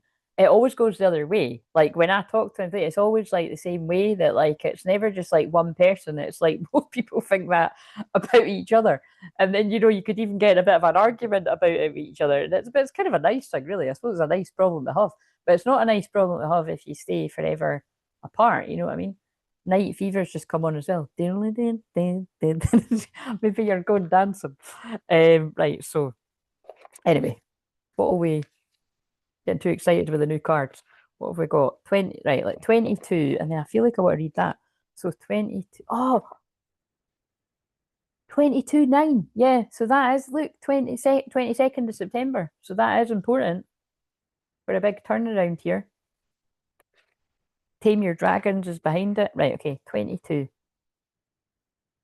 So remember, these are the masculines cards, male and female, but this is also the feminine's masculine side. But I mean, like, let's face it, there's a big overwhelming majority of people are the masculine male female. So it makes sense that more cards come out. But so strengthen your sense of self. Take charge of your life. While certain members of your family may have particular expectations about how you should behave, what you should do in your life, and who you should be in a relationship with, right? Clearly, that's anyone else getting a bit creeped out. Clearly, there's a theme here. I must stress it's coming out about family because they're ancestral cards, but I mean, why was I guided to get these? That's what and it fits with the shorts that I filmed like a week ago, so kind of interesting. I think no, wait a minute, I think it was like, is it a week ago or is it 2 weeks ago? Or did I just film them the other day? They might have been ones I just filmed a couple of days ago actually, but I think that's why I really can't remember. But I mean it wasn't, it was a few days ago or a week ago, fuck knows. No, I think they are the ones that would be about 2 weeks ago now, because I'm still wearing that brown top. So um the time has come for you to stand up in your own shoes. Strengthening your sense of self means full responsibility for your choices and courageously following your inner guidance. But following on from the last card, if you've been manipulated from birth or like a young child, it's very hard to follow your own choices and your own, because you might have actually been manipulated and held back from, like, you might not really know what that means. Like, it's like when I've said before about, like, or what it means logically, but you don't know how to do it because nobody ever let you do it. It's like when that, the common thing with people that do similar to what I do, well, like the psychic part of the work is like, trust yourself. But and although I even titled something the other day, trust yourself. It's not that easy for everyone to just trust themselves if you've been gaslit and manipulated your whole life by your family. You might actually need to push through quite a lot of shit to be able to trust yourself. So that's worth noting. And obviously, I know that, helping people with that. So I'm just acknowledging that. That's why I love when somebody actually does start trusting themselves and putting the boundaries up and being like, fuck you, I'll do what I want. Do you know what I mean? You're mature. Well, we don't need to say fuck you, but sometimes it might be needed. Do you know what I'm saying? For a while, anyway. You're mature enough to do your own research and make your own decisions. So stop blaming anything on anyone for holding you back. And that's true too. That's called taking personal responsibility. You can't stay stuck blaming this person, that person, whoever, this person, your family. Cliff Richard just come on. We don't talk anymore. So again, we don't talk anymore. Somebody might have cut off a family member or they're about to. Take charge of your life. No more feeding your inner victim and letting it sway you from your path. Get to know yourself deeply by taking time out to meditate on different topics, figuring out where you stand in important matters. Gather the right tools to assist you to gain resilience, strength, and wisdom for every challenge. When you know yourself deeply and fortify your sense of self, others will tend to trust you. This offers you a great opportunity to influence them in a positive, inspiring way. And I own that about myself. That's me. Do you know what I mean? Like, I know myself so deeply. Yeah, like inside out, very strong self-awareness, and I never stopped doing that work and shadow integration. So others do tend to trust me right away. I mean, actually, that's been proved. Beck, I'll pick on you with that. It's amazing, how we've never even spoke on the Zoom. And Nathan's another one. People have watched me coach Nathan for the past few years over the chat and growing confidence and get through challenges and stuff. And there's loads of people. There's loads of people. I could name those people. When you know yourself deeply and fortify your sense of others. Yeah, I just read that bit. So, and I'm sure lots of you do that for others too. You might not even realize that by you setting boundaries and loving yourself and not putting up with people's crap, you're inspiring other people around you. Maybe even some of the people that give you a hard time. That's the crazy thing about all this. That's why you be open for miracles. There's just a whole lot of people out there with fuck all boundaries, and that's why we do need people out there teaching people about boundaries, and I'm proud to be one of them. So give yourself an opportunity to be taught. Find people that you respect and admire and ask them questions. As you learn things, take the time to reflect, discuss your findings with others, and discern what you believe in and why. And we're in the season of discernment, Virgo season, Mercury and Virgo, a lot about communicating and discerning. Don't follow others without doing your own research and knowing what you stand for. Courageously share your perspectives when you have invested the time and energy into understanding them. Work on becoming your own leader. Think for yourself and be proud of the decisions you make. Love it, right? I think we better read the 9 as well. So, meet your shadow, your ancestral shadow. Bring your talents to the forefront. So before I even read it, I bet you this is going to be like that some of you, oh my God, I said that in the one for Sunday, I think. Like I've done like long form videos, but they're some of them are only under 10 minutes and stuff. I'm sure I said something similar about, I don't know, I was going on about talents and one, I can't remember why. But yeah, I think it's like some of you have like held back your talents because you just weren't around people that let you nurture them. You know what I mean? Or it just didn't feel safe to. That's the same kind of thing, isn't it? But meet your ancestral shadow, bring your talents to the forefront. What aspects of yourself have you attempted to bury, resist, or suppress? But in this case, somebody has suppressed their feelings. You maybe were in a family where you said, I love you a lot, or it was kind of like a wussy kind of thing to be like, oh, I'm in love with this person. You know, it'd be like, what? You know what I mean? It's way cooler to say single and in control at all times. Do you know what I mean? Male or female.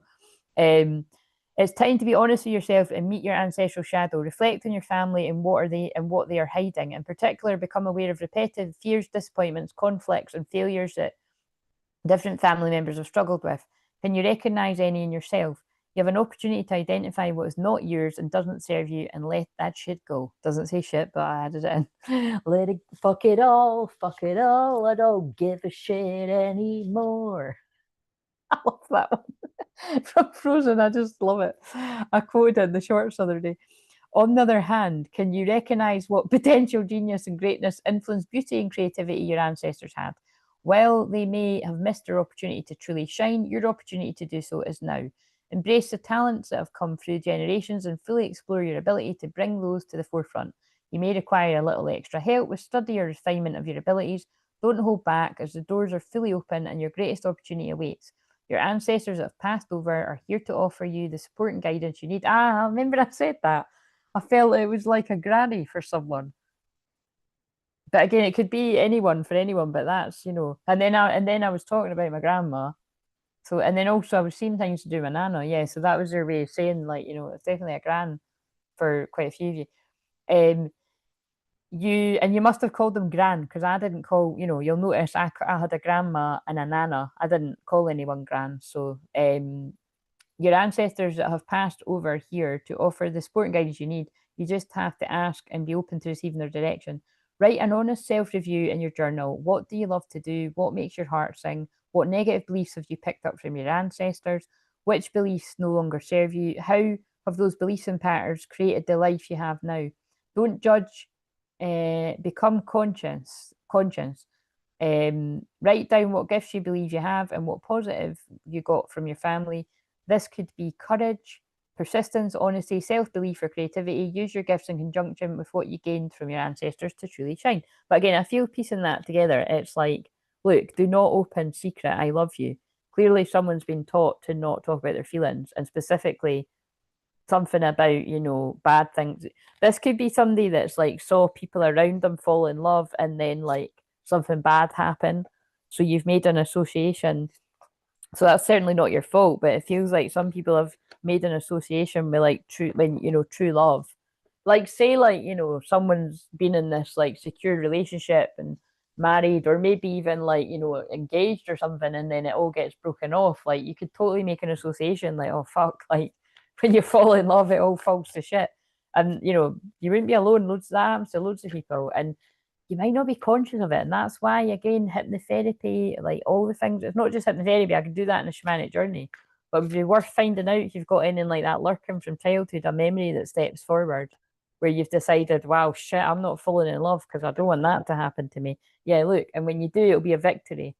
And you'll be able to have a victory in your life where perhaps, look, Queen of Pentacles in reverse, like could be a woman that, a bit of a cold sort of woman that was money orientated around you, you know, could have had a difficult experience with things like that, whoever that is to you. Um, yeah, look, but now you're coming out of the being in the Five of Pentacles and you're trusting your intuition. Yeah. So again, look, I wonder if that's like somebody saw like an older family member, like a sibling or a cousin or like an auntie or someone, or it could be like a mom and a dad or something as well, but like somebody saw something like, no, yeah, that's common actually. I mean, children that come from divorce or something as well can, because actually that was interesting. I'm going to read what you're saying in a minute, but that came up on when I was watching Towie the other day.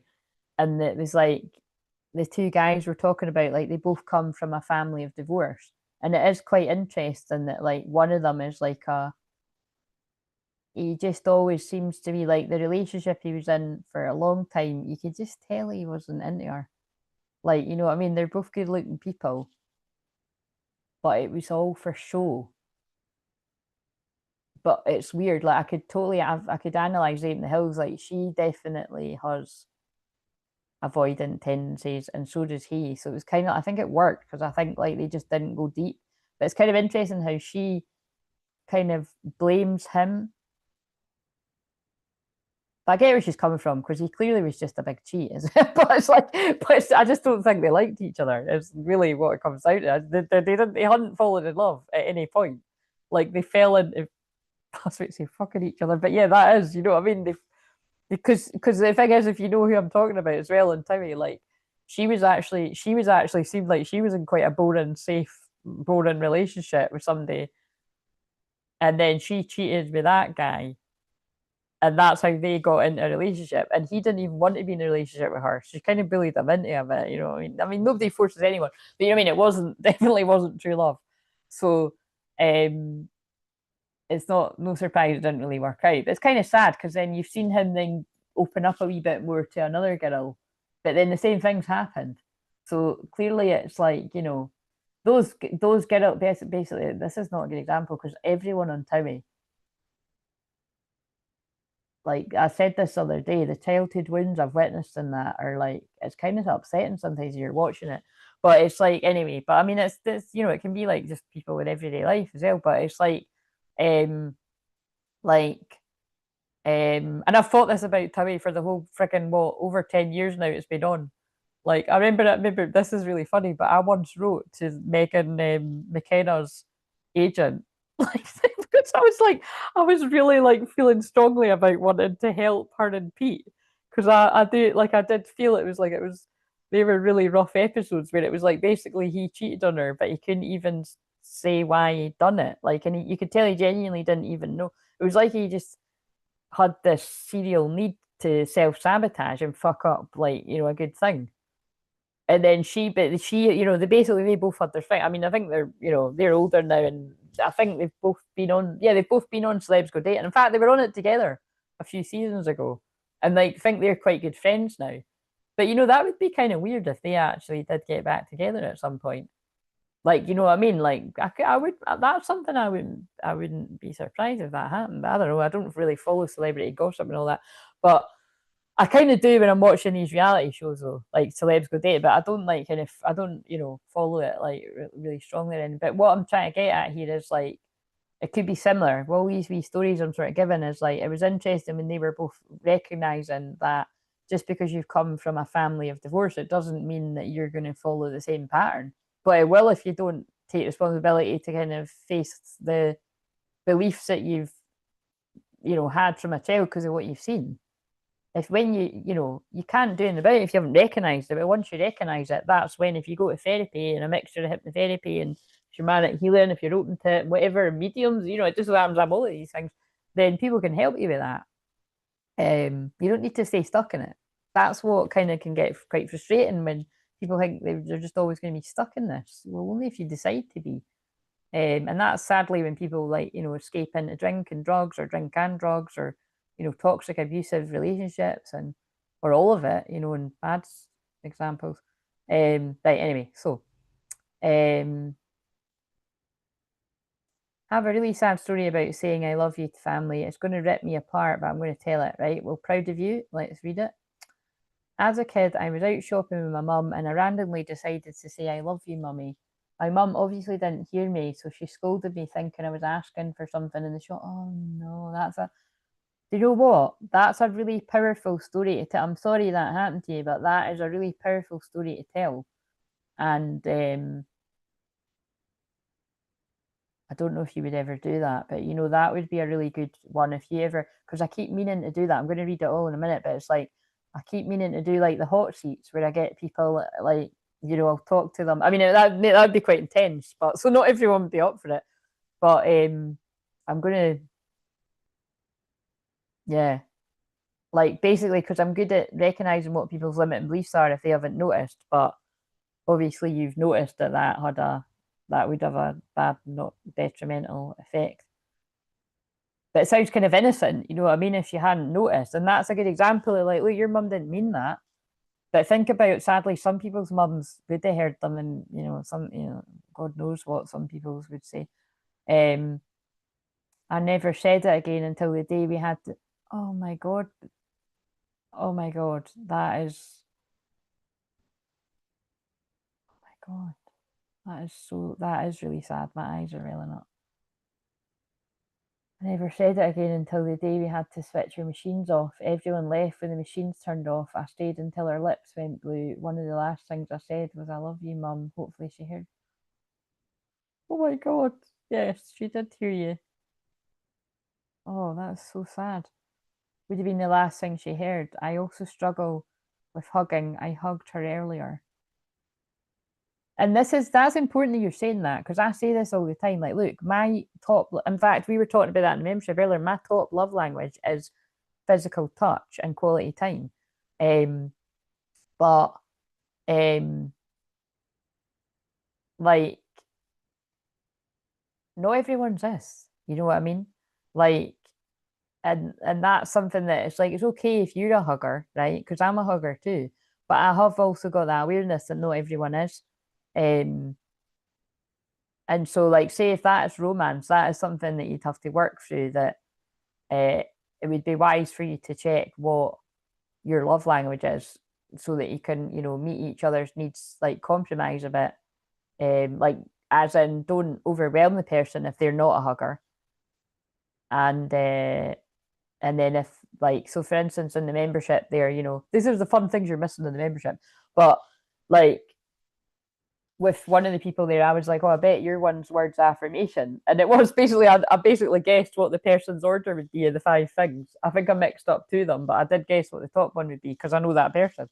Um, and it's funny that some people in there, like, my last one is someone's first one. Do you know what I mean?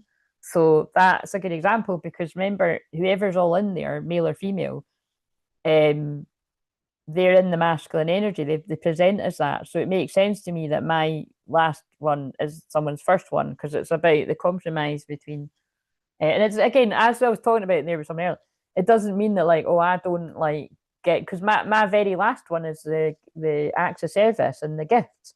Doesn't mean I don't like people doing things for me. I don't like getting gifts. I fucking love getting gifts, and I love people, helping me out if I'm tired and I can't get something done. But it's just not up the top. Like, I'd rather, like, the first thing I do, my mum comes through the door, and that's not natural to my mum. I force my mum to do it.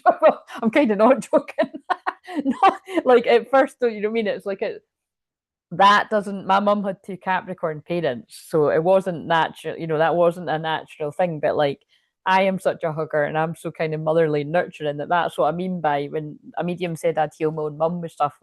Just like that, my mum would have been agree. Everyone in my family would be agreement. Like, I make sure I hug my mum, the first, but my mum's quite good at, she'll do that too. Like, as soon as she comes, I actually taught a lot of friends. I'm proud that I taught a lot of friends that in my life, that maybe where that wasn't such a thing, because that's really common, that hugging wouldn't be a thing. So it's like, I'm quite proud of the fact that even people I'm friends with now, like, I hope that, they've carried that on, and that, well, I hope that, they get a hug from someone in their life, kind of thing, because it was, that's the one thing about, even when friendships change, I do miss that. There's some people that would be. Um,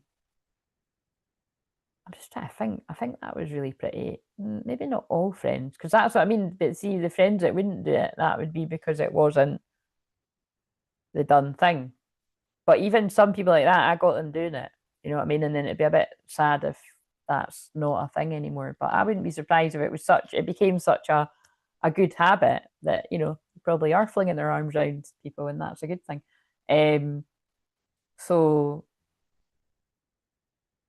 but yeah, I'm so sorry. That is really sad. That is tragic. Um, isn't that lovely that the last thing she heard was "I love you"? You know, even though she was deep in a coma, she managed to cry. One tear her left eye. We were all around her. Oh, mad she was able to shed a tear. Just like when I was that little kid, I don't know if she heard me tell her I love her. The day after he lost her, I told my dad I love him, and he told me he loved me. God. Same day he told me about the ring he returned. But I hugged her earlier. I meant earlier that day. Sorry, didn't mean. I knew what you meant. Hard to type when you're. Oh no, we got you crying. Surprised I was able to type all this. Well, you did, so well done. I'm glad you shared that.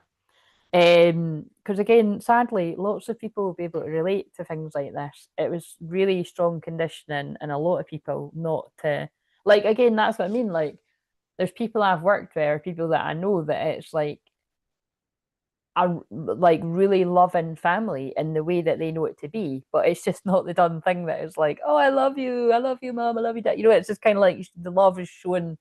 Gift get there you go. A lot of people when a lot of people get gift given as the very number one thing. I think a lot of the time that wouldn't surprise me if gift given is right up there with number one. You probably came from a family where there wasn't a lot of love yous or even hugs being chucked around or words of affirmation. I'm so proud of you. You can do anything you've set your mind to. A lot, mind you, a lot of people didn't get that. But it's kind of like because they didn't get either. You know what I mean? And if you did, you're really lucky, actually. You know, if you're watching this, and you know, hopefully you're an adult. But if you did get that, that's kind of rare. Um, but yeah, you know, some people show it with gifts and presents, you know, and money. That's love.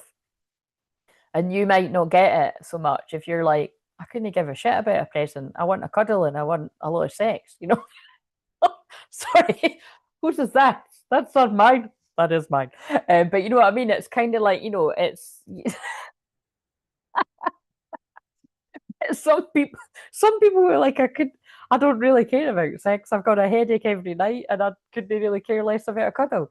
Give me your money and buy me a new car and take me on holiday. Do you know what I mean? Like, it's just, it's, it's true, isn't it? Like, you know, everyone's different paths, different upbringings, different paths. It's good to get to know why you are the way you are. And if you want to change the way you are, oh, that's why that's nice. That's why they just gave me that example. Like you said, that was quite with quite a few friends of mine. Hugging and saying I love you was just not done. Uh, but because I was so close with well, still I'm close with a few friends I've got, but I was very close with a lot of my friends. And like I've said before, some of my friendships were very codependent, and I now realise it actually wasn't healthy. But you know, we didn't know that at the time. I mean, I didn't realise like that. We thought that was okay, and then you know, and anyway, you know, a lot of people live their lives and die that way, and thinking, oh, my best friend, I've been best friends with them for 40 years. And it's like incredibly codependent. This is what I mean. If people are happy living their lives like that, just leave them to it. You know, all I know is I woke up and I wasn't happy with some of the friendships I had. But you know, um, but um, but that's a really nice thing to have, you know, hopefully to have put in place for that. Then that their kids will now hopefully be saying, "I love you" and cuddling and stuff like that. Nobody wanna see us together, but it don't matter, no, 'cause I got you. That's freaky, isn't it? Akon, Don't Matter just came on. That is that song, isn't it? Let's look at the lyrics, but I know that that is the. Sorry, that's when it's like, look, is that the guides and God, or is that because the phone is listening to what I'm saying? That's weird, isn't it? Convict, right? What the fuck is this shit with there's I've mentioned prison twice, and there was a card that said prison, and now we've got convict. Just saying, nobody want to see us together, but it don't matter, no, because I got you, babe. Nobody want to see us together, but it don't matter because I got you, because we're going to fight. Oh, yes, we're going to fight. Believe we're going to fight. Fight for our right to love. Yeah, this is so like the cards I've just read. Yeah. Nobody want to see us together. I feel them hoping and praying things. I feel them hoping and praying things between us don't get better. Men steady coming after you, women steady coming after me. Yeah, but I did say that. I did say that. This is like two people that you think they're too good looking for you, and they think you're too good looking for them. Men steady coming after you, women steady coming after me. Seems like everybody want to go for self. and don't want to respect boundaries. As I've just read a card about boundaries, telling you all those lies just to get you on your side. But I must admit, there was a couple of secrets I held inside. That's come out for the videos over the next few days too. But just know that I try to always apologize, but I'm going to have you first, always in my heart to keep you satisfied. Nobody want to see us together. Yeah, that's nuts. And they won't show you how much of a queen you are and why I love you, baby. Nobody want to see us together, right? And I just started singing the same. But anyway, that's nuts. Right. Okay. So let's move on because I've got to go. I've got to do Gemini after this. I might actually need to. Oh yeah, I can go for a pee after this because I'll have a break and because I'm drinking all that tea. Right. So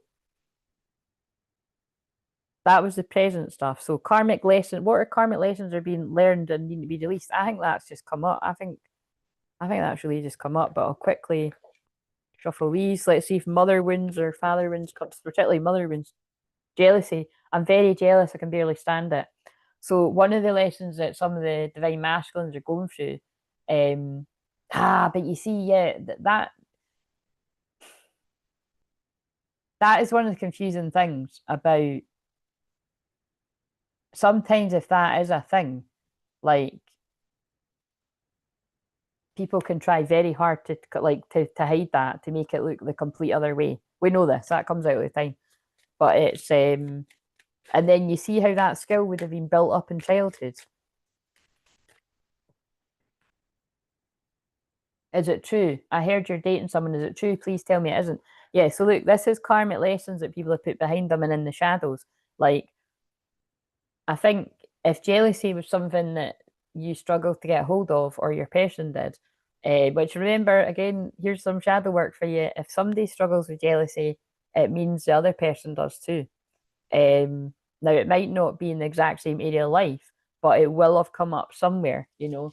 And remember, jealousy and envy, anyway, it's just showing you where did you not get your needs met, or where did you know, especially it's like people that are like get really competitive in that too. Like, where the fuck does that come from? Do you know what I mean? Because I'm personally like, it's fun. Like the whole time I've done this in public, there's always some fucker, like even like trying to do that, like energetically or kind of like back in the day, it'd be more obvious, or like if I was in more kind of groupie things, and I just like I exit stage left. I can't bored with that. I'm competing with the person I was yesterday. I said that in the membership earlier on one of the wee card things that came out.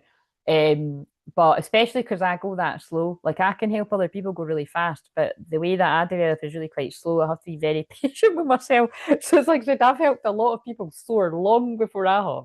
Even in the same field, by the way, I've been an instrumental part of basically even telling people that they're a twin flame, and then that's only a few people, but um, like it's like that is true, what I mean? But it doesn't take away from the fact that, I am what I do. And again, I'm just proud if I've like, basically that would be people that are meant to be doing that.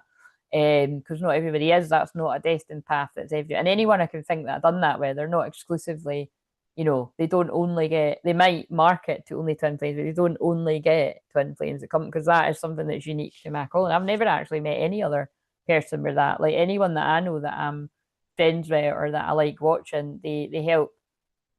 They'll get other people come to them that aren't on the twin flames. They might get a lot of people on twin flames, but it's not the only people. And mine is the only people that boot to me are twin flames. Just now, anyway, I'm always open for that to change. But anyway, yeah. So I feel that's somebody that's the karmic lessons in the shadows of somebody's given real mixed signals here. Because if it's kind of like, I'm so jealous I can barely stand it. And is it true? If you like that feels like anxiety, and something's like, I just want to be like fucking, you know what I mean? It's like someone's like, they're mine. Do you know what I mean? Like, but like never actually sort of like, giving it the kind of, I couldn't give a fuck who they're seeing or if they're seeing anyone or who they're sleeping with, you know what I mean? But really they're like, they really care. So it's just, I feel like I want to see if that card comes out about jealousy in this, that'll be really weird. Um, I want to reach out, but I don't know how. So you know what I mean? Like, remember this person ghosted you and I can't go another day without you. Yeah. So somebody's jealous. they're worrying about somebody taking you off them, or if they already have. Um, they're so jealous they can barely stand it. And I want to apologize. I need your forgiveness. I want to treat you the way you deserve. And this person wants to fight for this now, fight for the chance for you to even just hear them out. Oh my God, this is definitely the energy I channeled for early for the videos that I've done for the next few days too. Right, okay, so let's get some for the feminine. So I'm kind of mixing up my questions here. What karmic lessons are, being learned or being released, being learned, yeah, and the shadow work together? Because I just feel those other cards were kind of picking up on that too. Proposal. Now this is a weird card because it's two girls. I can never work out what it is. It's like, is it maybe an invite or something? Because I don't think it is same sex proposal. I think it is maybe she's opening an invite, an offer or proposal in the near future that comes as a surprise. So you know how I'm going to make this fit, right? Think about it. It started off that if you resonate with this, you're a divine feminine, male or female, that you're used to not getting the dream. Like you're used to just getting by and you're used to things not going your way. Or even worse, like not going your way as in like getting in abusive things and that, whether it's friendships or like, love situations, which might mean that you don't get in any at all because you're like, then it won't be able to happen. Um, which again, like with that last bit, like I've said that before, like that meme that I always see that's like at least I can go to sleep peacefully knowing that there's nobody out there cheating on me. You know what I mean? Like I do resonate with that. But the thing about being a twin flame is um you've got to cope with the pain of not being your twin flame and them being other people. So that's not you're not free, are you? But you're not free of the pain of it. I mean, but yeah, an offer, a proposal in the near future that comes as a surprise. So again, I feel, yeah, I feel you have got something coming towards you. Now that could be like, it was the Ace of Pentacles I pulled, wasn't it? So yeah, that I did, I said big offers. So this is something big. So somebody could be, yeah, there could be a proposal coming in the future. That's kind of, yeah, boundaries. Oh my God, love it. So again, but if it's not like an actual proposal, because that's obviously not going to be what it's for anyone, but for everyone. But I just actually saw there was a wedding ring flash up on the telly when I said that. It was actually someone consoling somebody at hospital. Actually, this is really specific. It was a cancer advert, but nobody sort of panicked. But you know what I mean? It's like it was somebody consoling someone, and it was the wedding ring homed in on. So I suppose it's just like getting people, getting through people, getting through life with the hard times of people. You want people that are going to ride with the bus for you when the limo breaks down, kind of thing, and no kind of fuck off and try and look for somebody else that's got a limo.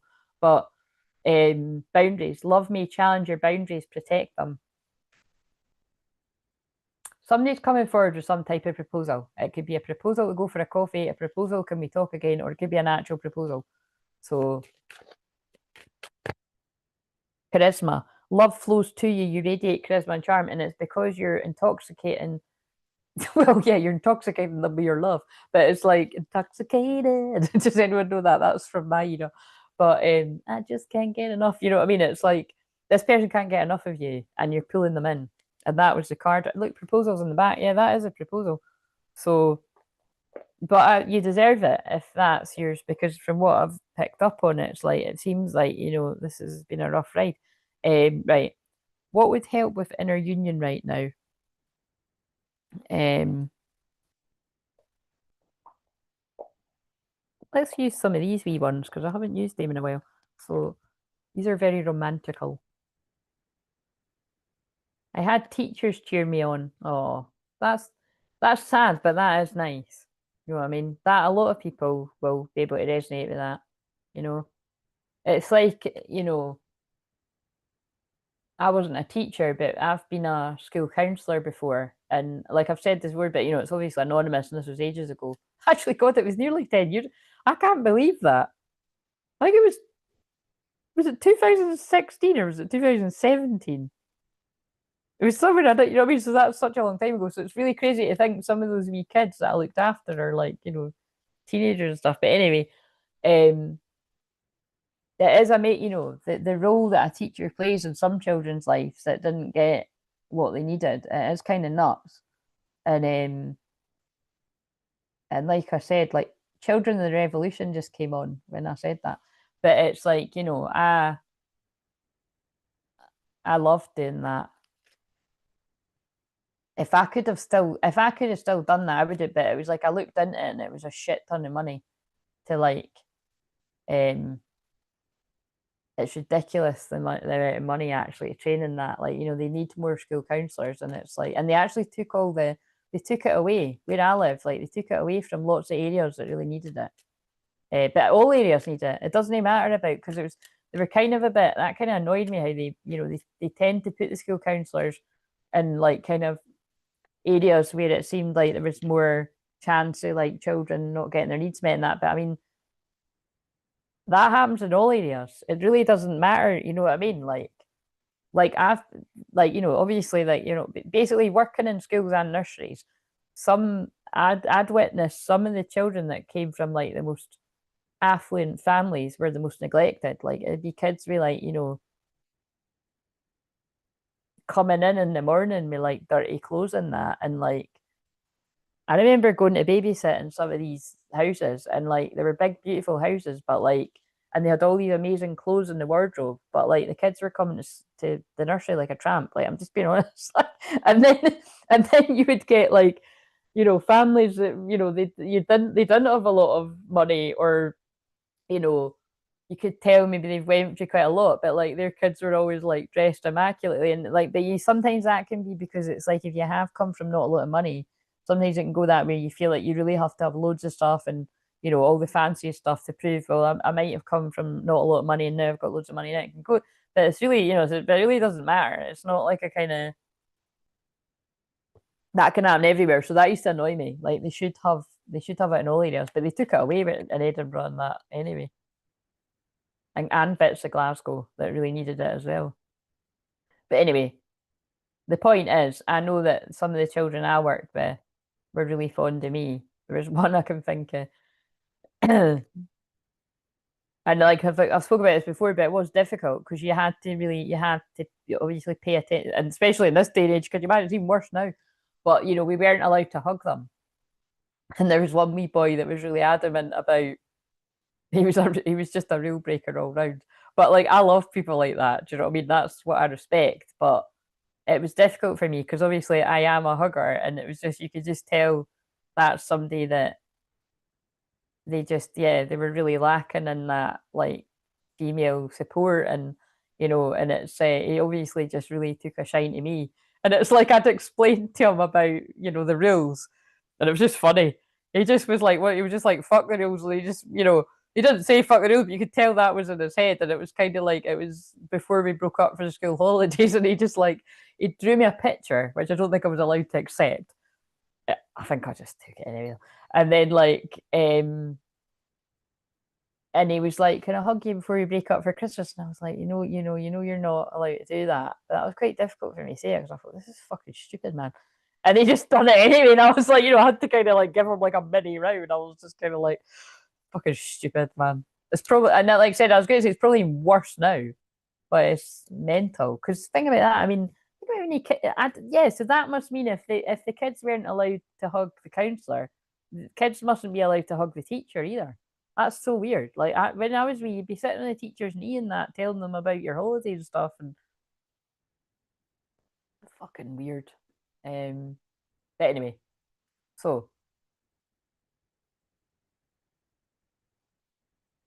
I used to struggle with jealousy, but I worked on it, continued to work on it. Well, good for you, and thanks for saying that, because you know what I mean. That's, loads of people will be like that. Um, I'm good at helping people with stuff like that, because again, that is where the stuff would come up in the 12th house. So my Pluto is good at helping people with that.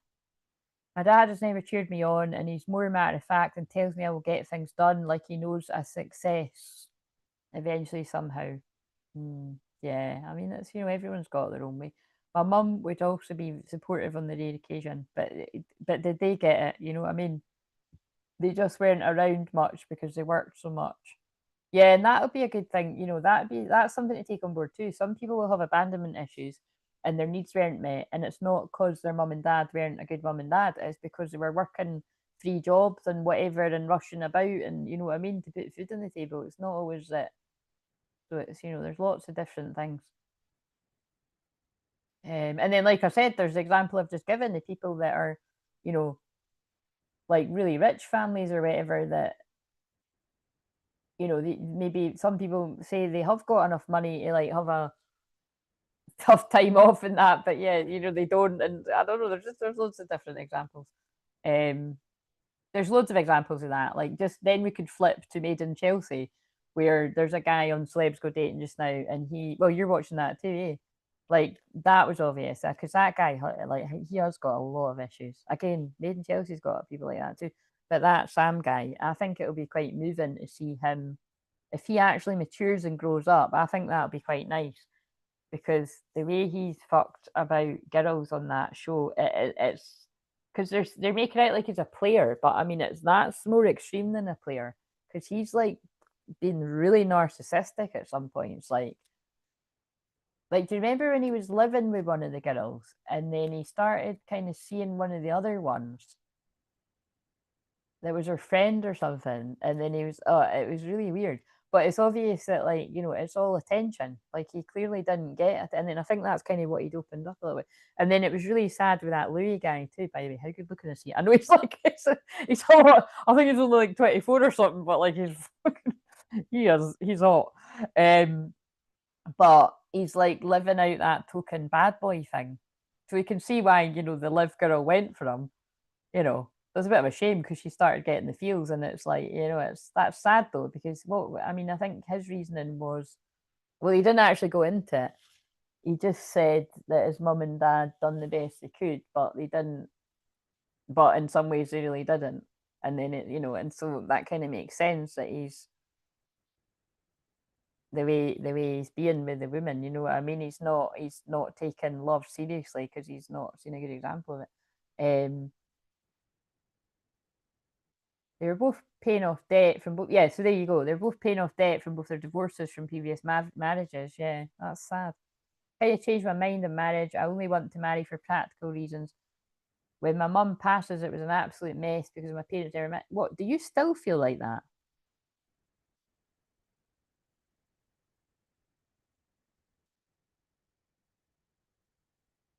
Look at my face. Look, I'm sorry. Currently, you're right fucking up there with me, who I'm desperate to do a session with.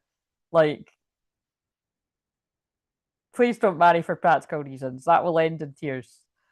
When my mum passes, it was an absolute mess because my parents were never married. That's when my siblings took the life insurance when there was a funeral to pay for. I paid for all of it in the end. I'm the youngest, by the way.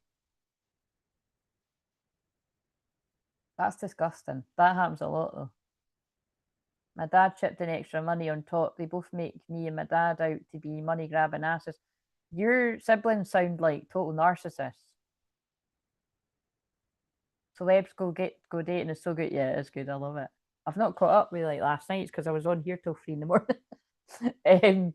That's actually, maybe I will get a chance to catch it tonight because if I finish this up soon, then I should get off before midnight. But yeah, I'm sorry to hear that. That is really bad, and I've heard too many stories like this. Unfortunately, it is, you know,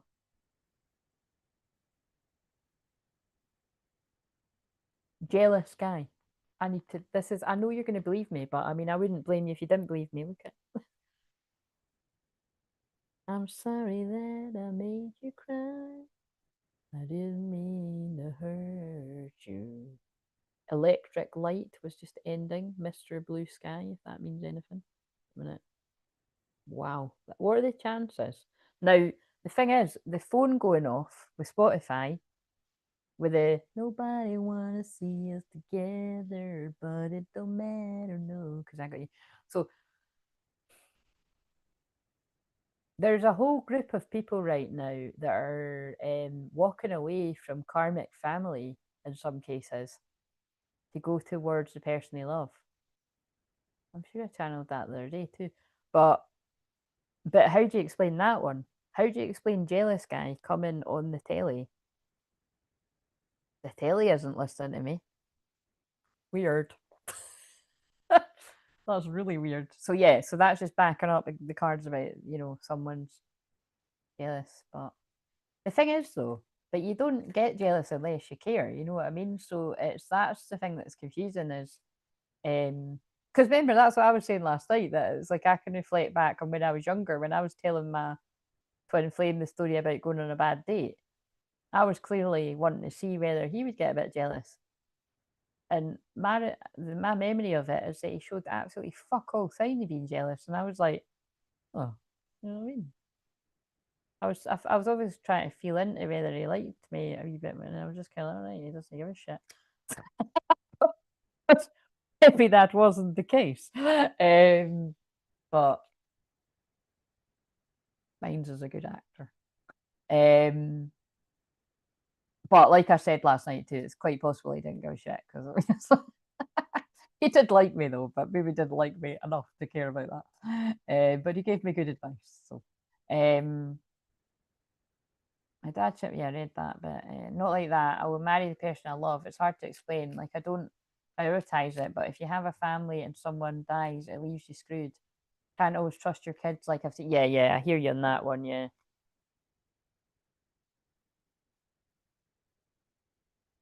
Right. Okay. So, what would help in our union right now for the feminine and the masculine's feminine side? Life is constantly changing, yet at its core remains the same. Love does not change; it only grows stronger, and that's what I've said. This is a love bond. That's from a deck of cards.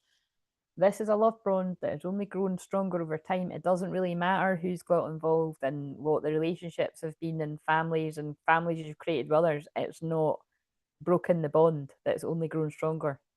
Change is simply love unfolding its never ending story. I think what is actually coming through here is that, especially for the masculine, it has shown the masculine group of people what real love is and what loyalty is. And I don't really think this person's experienced this on this level. You are loved more than you consciously know. Oh my God, share your insecurities with the one you love. You'll be surprised and reassured by the reaction. Love is all around you, right? I'm absolutely gobsmacked. I've had these cards for years, right? And I don't use them a lot, right? Nice wee sign on the nice wee picture on the back. You're going to be in the sunset with your person soon if this is yours. But there's something about a birthday too because I looked up at happy birthday to you. But so maybe buy a birthday or something they're saying, or there's something about a birthday. But and I just looked for the card that said time. It's time for action. What kind of action is that? But yeah, no, that's not because that's what came through in the live last night. The word insecurities was coming up a lot, and then the word insecurities have come up in the ones for the next few days. So basically, insecurities are coming up for lots of people. But when you talk about it with the one you love, you'll be surprised and reassured by the reaction. Do you know what I mean? And that's what I say all the time. Everybody has insecurities. I fucking shared some of mine last night if you care to go 6 hours deep. But it's like, do you know what I'm saying? We've all got them. Nobody's not got insecurities. And it's what is cruel is to not just talk with your lover and, reassure each other. It's not meant to be like sleeping with one eye open and fucking like a lot of people's relationships. It's meant to be your best friend and your lover. As far as I'm concerned, and I'm going to fight for that until, you know, enough people understand that. Like, stop settling for toxic. Um, right. So that was for the feminines. That's what the feminines want, to be able to talk about insecurities with someone that they love and have understanding, and talk about I'm this way because of that, and this is what I'm working through, and this is what I've worked on. And the same thing for the masculine. I'm this way because of that, and this is what I'm working on, and this is what I've worked on. You know what I mean? All of us, man, woman, twin flame or not. Boom, drop the mic. Love it. Remember, tell me when the mic dies if you can. Right. So what have we got for the masculine? It's funny if the same ones come out. And the feminine's masculine side. No matter what changes life brings, nothing will change my love for you. You give my life purpose. Because of you, I feel safe. I am forever grateful. Thank you. That feels like that's the masculine saying that to the feminine. No matter what changes life brings, nothing will change my love for you. So it's like, even if I have got into other relationships or created other families or been away for a long time, I love you, I'll always come back, going back to the card at the start. Because with you, I feel safe, and with other people, I don't. I'm forever grateful. Thank you. Kind of beautiful. Right, what's another one? And that can be for the feminine to the masculine too. I'm going to say it's to the feminine to the masculine, but I feel it's to the feminine to the masculine once the masculine has come forward and reassured you. I know that might be a bit hard to believe for some of you, but I do feel that is the case, that this person has changed so much that they are going to make you feel safe and secure. And well, basically, I feel they're going to keep doing stuff until you feel safe and secure. If you don't feel safe and secure right away, you're eternally blessed by a profound love, by a sacred union. Oh, sacred union coming up. I did say that at the start. With the great, oh yeah, because that was the first card, the Four of Wands. With the great source of light, whose love moves the earth and stars. That's beautiful. Beautiful. That's for inner union. So, but I would, that's something's coming together. Right, possible soul retrieval. Let's go with these. Oh, fuck off. What just fell on the floor? Oh, what did I read up to here? If there's no executive to the estate, it goes to the spouse. If there's no spouse, it goes to the children, which is what happened to us. Oh, right, yeah. And if you don't get on and stuff. My friend's birthday's tomorrow, then that's why I'm going out. Oh, yes. You looking forward to it? I was going to donate a little and see if you could pull a card. I felt that guy, Spidey sense all day, really overwhelming feeling. It's weird as fuck. Yeah, well, I'm getting to that bit. So, yes, we'll see what, because I've done that for. Oh yeah, because you saw that last night. Actually, because I nearly said Brandy again. Barbie. I don't know if Barbie had to go somewhere else, but she didn't. So if you're watching this, Barbie, let me know when you're next. Well, I'll just ask her when she's next one. But because I clipped some of those bits, I didn't watch it all, obviously. I just went right to the end and clipped some of them because I felt some of that was for a lot of people. Right, so I just saw a Gamble Aware advert, so I do feel some people might need a session about gambling, which I have helped people in one session. True story. Normally takes 4 if it's hypnotherapy alone.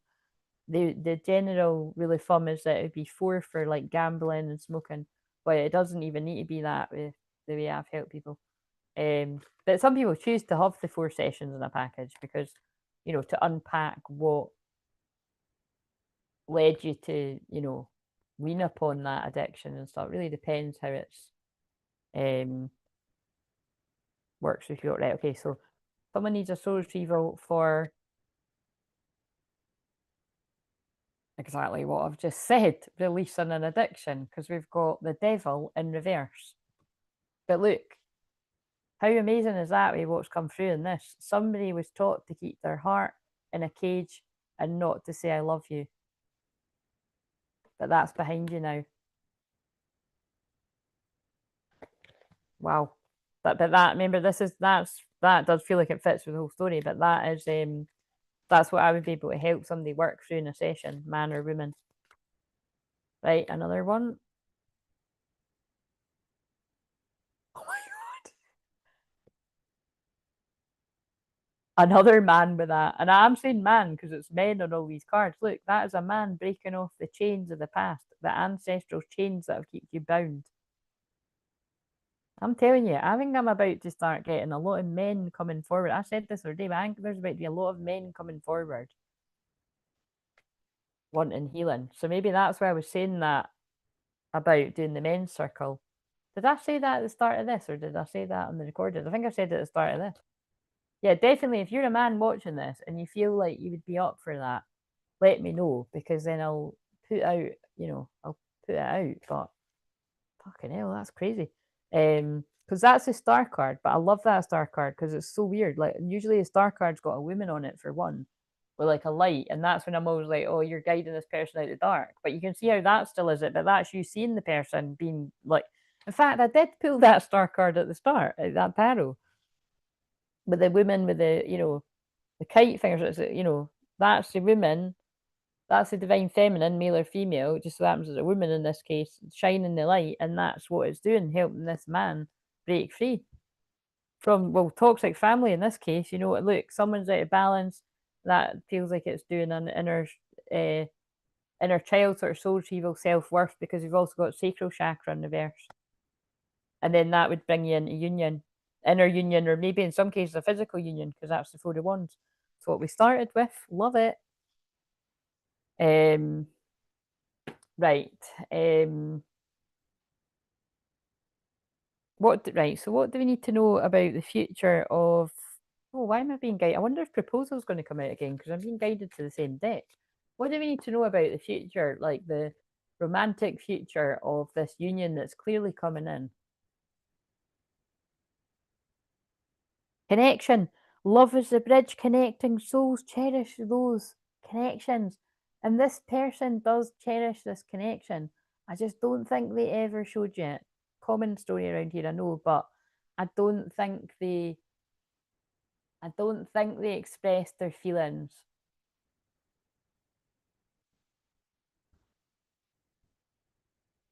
Or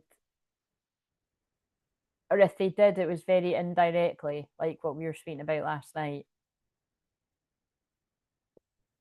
But they're gonna. That's why I think I was channeling it like really slowly.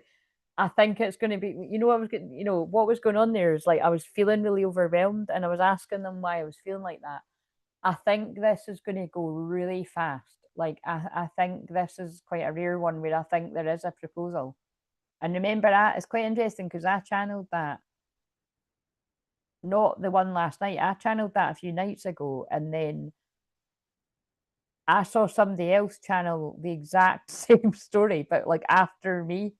And it's clearly because we tune in the same energy. So I'm sure actually that I'm fairly certain there'll be a lot of people that will have seen what I mean. Like, I mean, there's more than just one, but I'm thinking of one in particular, and it was like the exact same energy.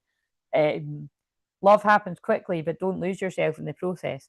But this isn't a bad thing. I hear you knocking has just come on. I don't know how that goes, but I think that someone's going to be knocking at your door.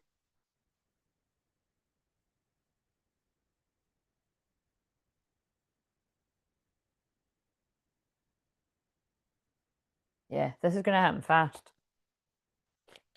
But it's because this love bond has grown strong over a long period of time.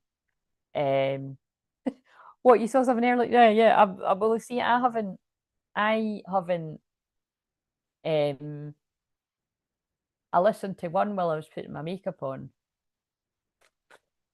and I have, yeah. So I haven't saw something. So again, it'll be quite interesting if I see. But yeah. I feel it. That is in there. Hide away in voids. Avoid rushing to fill the voids with love. Seek inner fulfillment first. Make time to be your person. Create your own special hideaway. What I feel this is about is I feel it's like if you're on the receiving end of this, I feel there's a lot of people that are going to be quite cautious and hesitant if this is like way out of like character. Um, but it's like it might not be like this is like someone coming in with a proposal right away, although I do feel that is the case for some people. It's like this person might just start talking right away about like I want to be with you like forever, like I want to marry, all this kind of stuff, you know what I mean? It's like, which isn't really that weird, you know what I mean? It's like, especially, but it's that's what I'm feeling. But attraction, you're attracting the right person at the right time. It's the right person at the right time. It's all, look, love knows no distance, it transcends time and space. Yeah, it's like you've been married in the spirit. That's what it is. It's your kingdom spouse. That's what it is. It's your kingdom spouse. It's your true twin flame. It's happening. um Beautiful. Right. So let's hear from them again before I go into the New Earth bit. And then if anybody does want a personal message before I go for a pee and then come back for Gemini, I will I will get that done, or I can do it on the Gemini one. But it's probably better to do at the end of this if you want one back, because so that I'm not starting with doing somebody's cards. Random post came up. It was a random video titled "State." Guy is from your wife. It was random as fuck. I keep seeing references to state. Oh, did you? You were there last night, weren't you? Remember when I said that the masculine, in this case, that could be, I mean, we know how it works, it gets confusing, but that could be you. I said this person is seeing your surname everywhere, or they're seeing things connected to you. Now, that does happen on the twin flame journey all the time anyway, but I mean, it feels like ridiculously so. And the reason I know that is because I keep seeing my own surname. So I know they're telling me my twin flame is seeing my surname everywhere. It might even be turned on the telly and seeing the same thing I'm seeing, you know what I mean? Like, but it's always like trips to Cornwall and stuff like which is funny because we did used to call each other like by our, not all the time, but sometimes like just in kind of banter, we would like do that to each other. So it is kind of funny.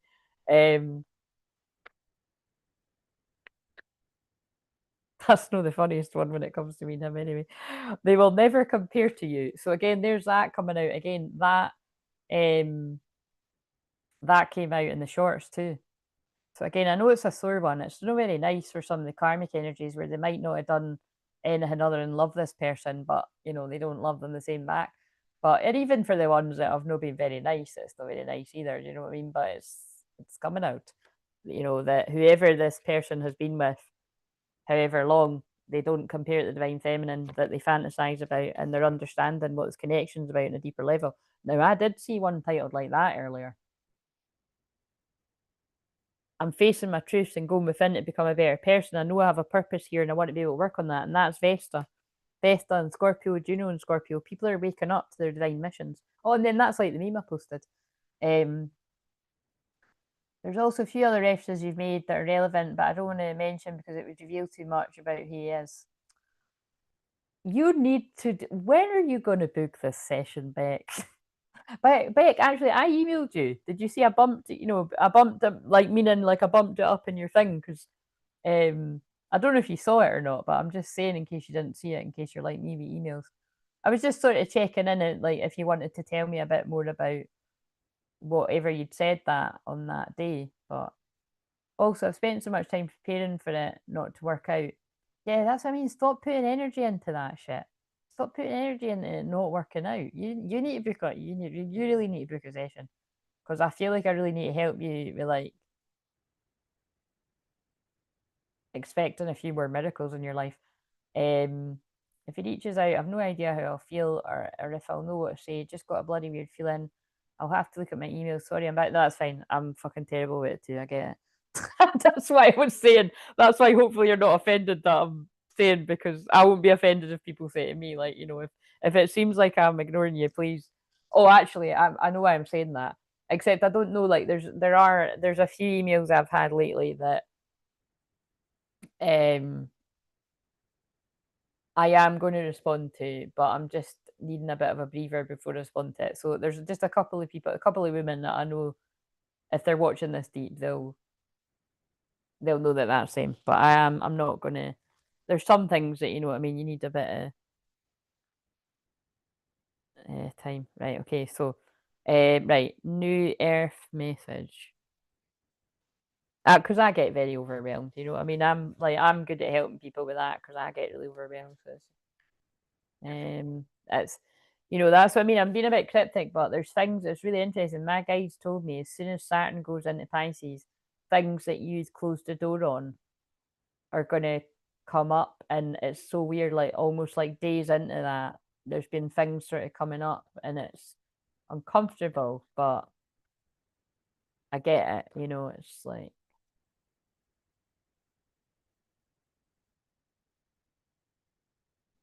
I've got this, you've got this, right? So, um, right. So, what have we got for the New Earth message for whoever resonated with this? And like I said, if anybody wants a wee message, like I don't know if you are you wanting one bit? Did you say that you so like I said, if nobody's seen that for like if you I'm so tired I can't even fucking spit the words out. I don't know if I'll put all that jazz on the next one. I might just put the 50-minute one. But yeah, if people, you can use dollar button, and you can just donate whatever. It's just basically, it is good to, other than when I do the free cards once a month on the real moon, it is good to donate something, because it's showing the demons in you, which we've all got, you know, like our ego and that.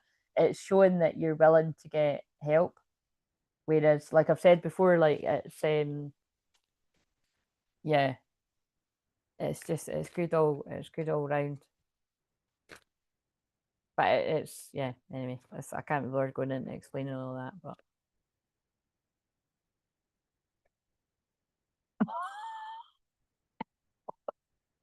wow, exactly what I was just saying, and that's so weird because I love these cards, but I lose them for months on end, and then I found them again, and then I lose them, and I found them. But they've been found for a while. But you know, I just thought, oh, I'm gonna. It was more for Gemini. I was gonna use them. What was I just saying about Saturn retrograde in Pisces and uncomfortable lessons, which will be going on until, I kept saying, I think it's the end of November, that Saturn retrograde will be in Pisces until the end of November, and then Saturn is in Pisces in general, not retrograde, until the day before Valentine's Day.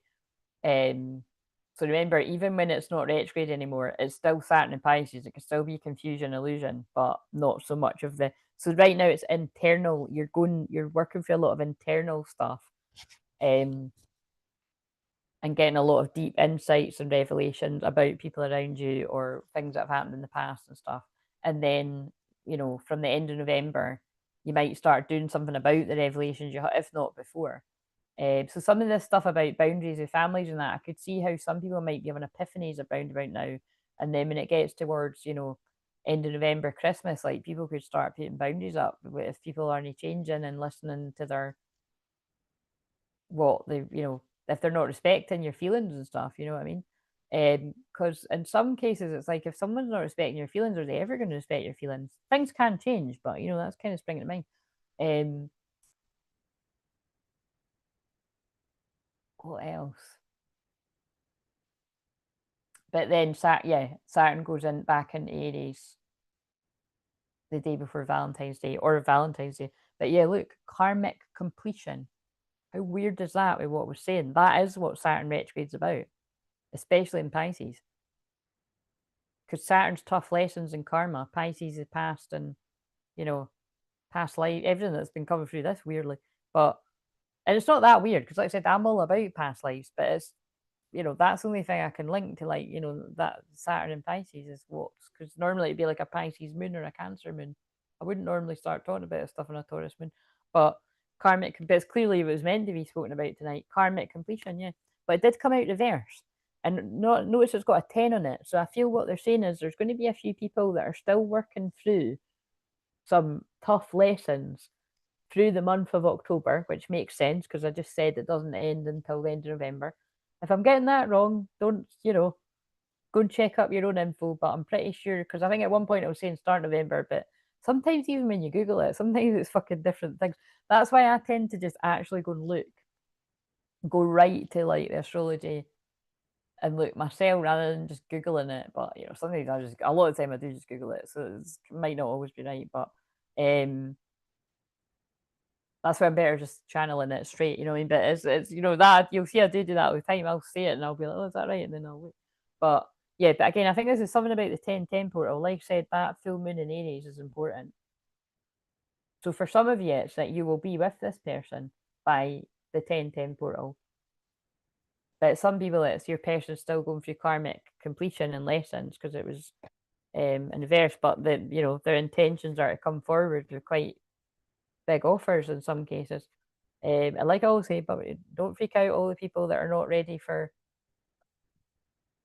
you know, the all the people that just want to say hi and have a cup of tea and shit like that. That's, if that's where you're at, that's where you're at. Spirituality. Yeah, you're just waking up. 7-7, you could be seeing 7-7-7. 7-7-7. If you know, you know that episode of Friends. 7. That's funny. Oh, actually, maybe you're gonna maybe that's relevant. Maybe when you do get together, maybe there's gonna be a bit of a 7-7-7 moment. Um Also, don't put pressure on yourself for that, but don't pop it in mind. Understand your body, especially because that's come out. Effort with effort. That's hilarious. Yeah, you see, that's. I know what they're saying here. My tantric guides are coming in. They also don't usually come in on a Taurus moon, but actually, I don't know why they don't, because Taurus is like sensual. It's about the senses, and that's what happens in the bedroom. But it's like when you actually talk about your insecurities, your desires, your fears, your fantasies, that does make things better because you're connecting on all levels, especially those of you that are like more sapiosexual, you know, understand your body and put in the effort. Well, if you talk about what you like and what you don't like, you're going to understand that it's you're going to have some 777 moments. People are going to be googling what that's about. But yes, the episode of Friends, just put in Monica from Friends 777, but you'll people will know self love.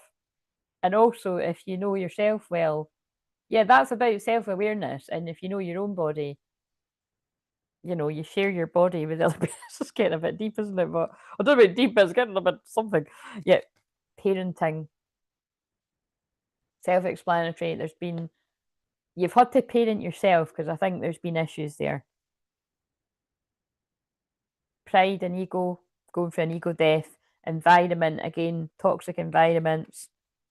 Some people could still be in a toxic environment, like living with a karmic person or something. But yeah, manifestations coming about, creativity flourishing, give without expectation, never judge another. Again, how interesting the word in here. This person knows that you gave freely of that unconditional love and you gave without getting, in some cases, anything back or not a lot back. But you're being told, don't judge, because I feel when this person explains why they are the way they are, you're going to understand. And then we get individuality with karmic completion, and 10 and 11. October and November are important. So you see what I mean? That is when Saturn comes out of retrograde. When Saturn comes out of retrograde, a lot of people are going to have been learning the lessons they need to learn.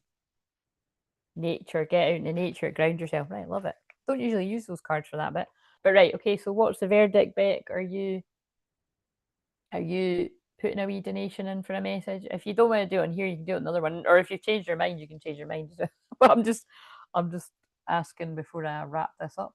And I'll read this anyway. So, and if anyone else that might be here that wants a message.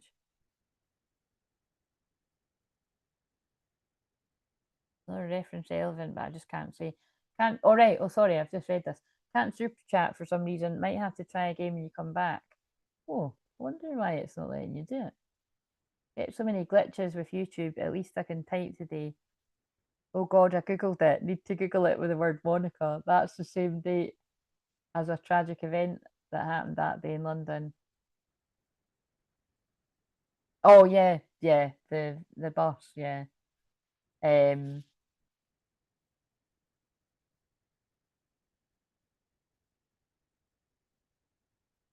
It's about the hot spots on the body, Beck. You know what I'm saying?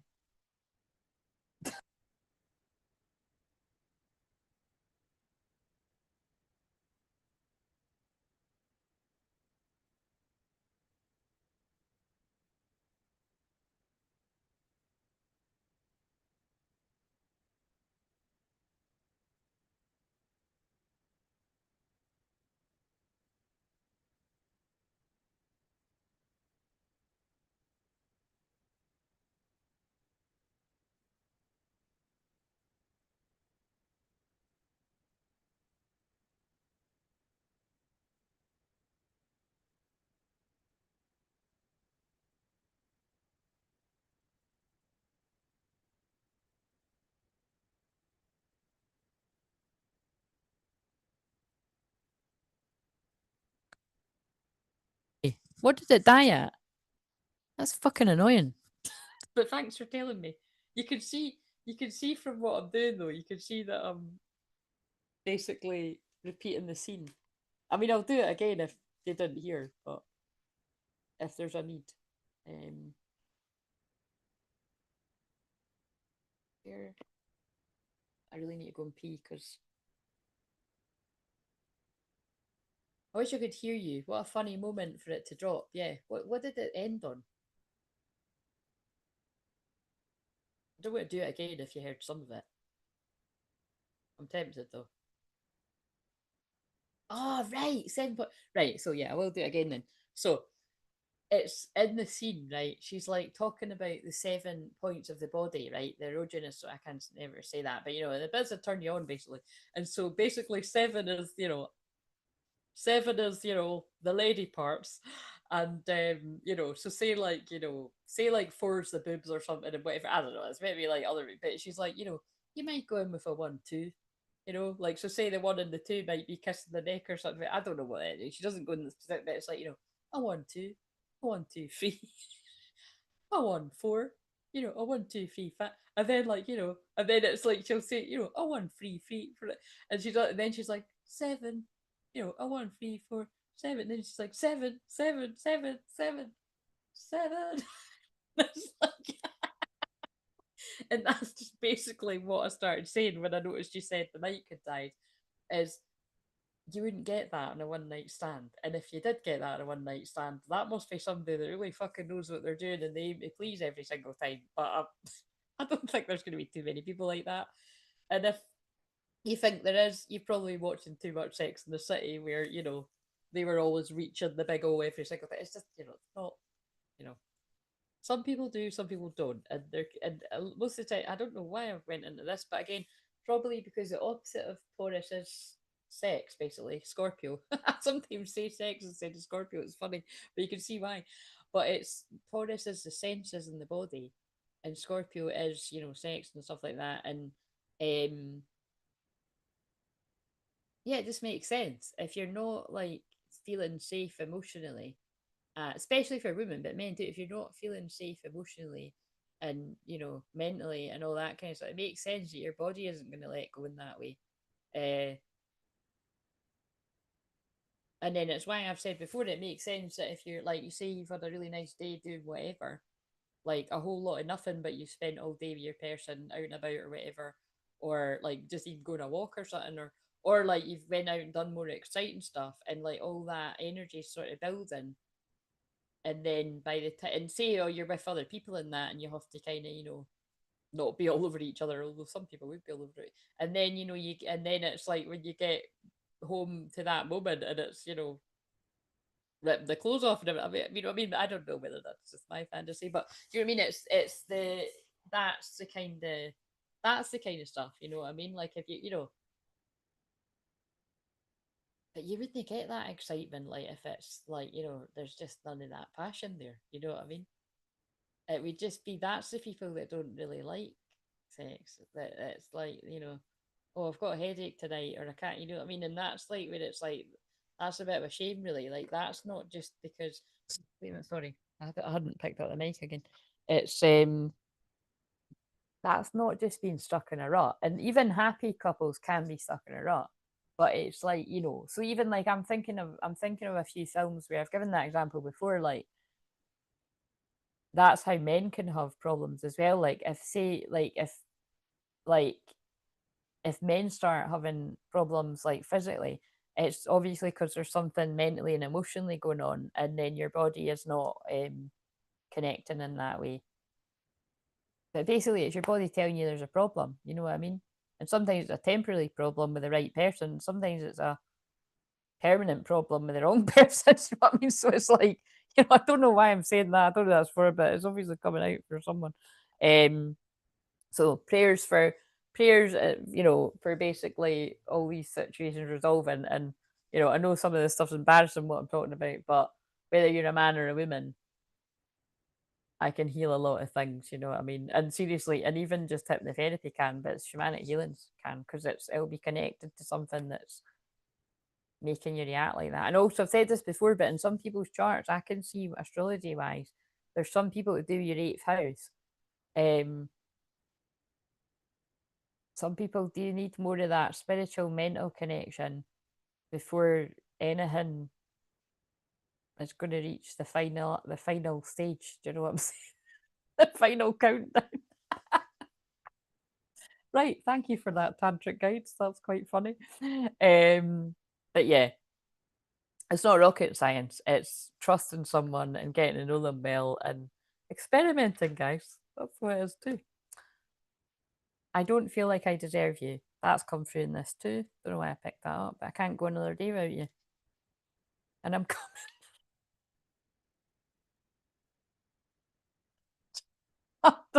I'm sorry, I'm done. I'm absolutely done. That is so not me. That is just, oh my God, man. I think it's time to end the live stream now. So, yeah, I'm sorry for everything I said and did, and I promise I'll make it right. Be back with you. I'm coming back, but very funny with some of the things we've just been talking about. So we'll leave it on that light humour. So yes, anyway, and also it's quite funny because I'm looking at the temperature is 11 degrees, fucking Baltic, and it's on the 11th. And again, paying my respects. I did think about it, like, I think this is probably the first year I actually have done a live stream on 9/11. So I hope everybody knows that I did think carefully about that, and yeah, I've paid my respects the whole, like I said, the whole time I've done this, and I just felt today, I thought, you know what, it's late at night, and I've not done it, and I just, but yeah, because that's what I'm like. See, when it's like a personal kind of thing in my life, I usually don't. I'll avoid publishing a video or definitely doing a live, and I'm just a bit funny like that when it's things that are more personal. And even like with things like this, it's like, because like I said, it's probably just I feel, I always feel very emotional on this day because I love New York. But even if I didn't love New York, it was such a tragedy. But um anyway, so there's lots of people that will, that life must go on. There'll be, but I'm just saying, it's very much been in my thoughts. This is very my humor. Yeah, my humour too. There's quite a lot of people that appreciate that humour. It is funny, do you know what I mean? But that episode of Friends is really funny too. But that's my guides. Like that, I don't know if we could really blame that on God, but I mean, in a way, yeah, too. Like I said, because but my guides are funny. Um, right, okay. I'm gonna go now because I need a pee. So, yeah, that'll be interesting. Like, why is the thingy not working, kind of thing. But right, okay. I'll see you in. It's 25 past, so yes, I do need. Oh, no wonder I need a pee because that was full. Yeah, I'm going to boil the kettle and have a pee. So I don't think I'll even be 5 minutes, but I might be 5 minutes. But we'll just see. Right, so see if you're coming back for Gemini. Hope you are. There might be more people joining us, but right, see you later. Well, see you soon.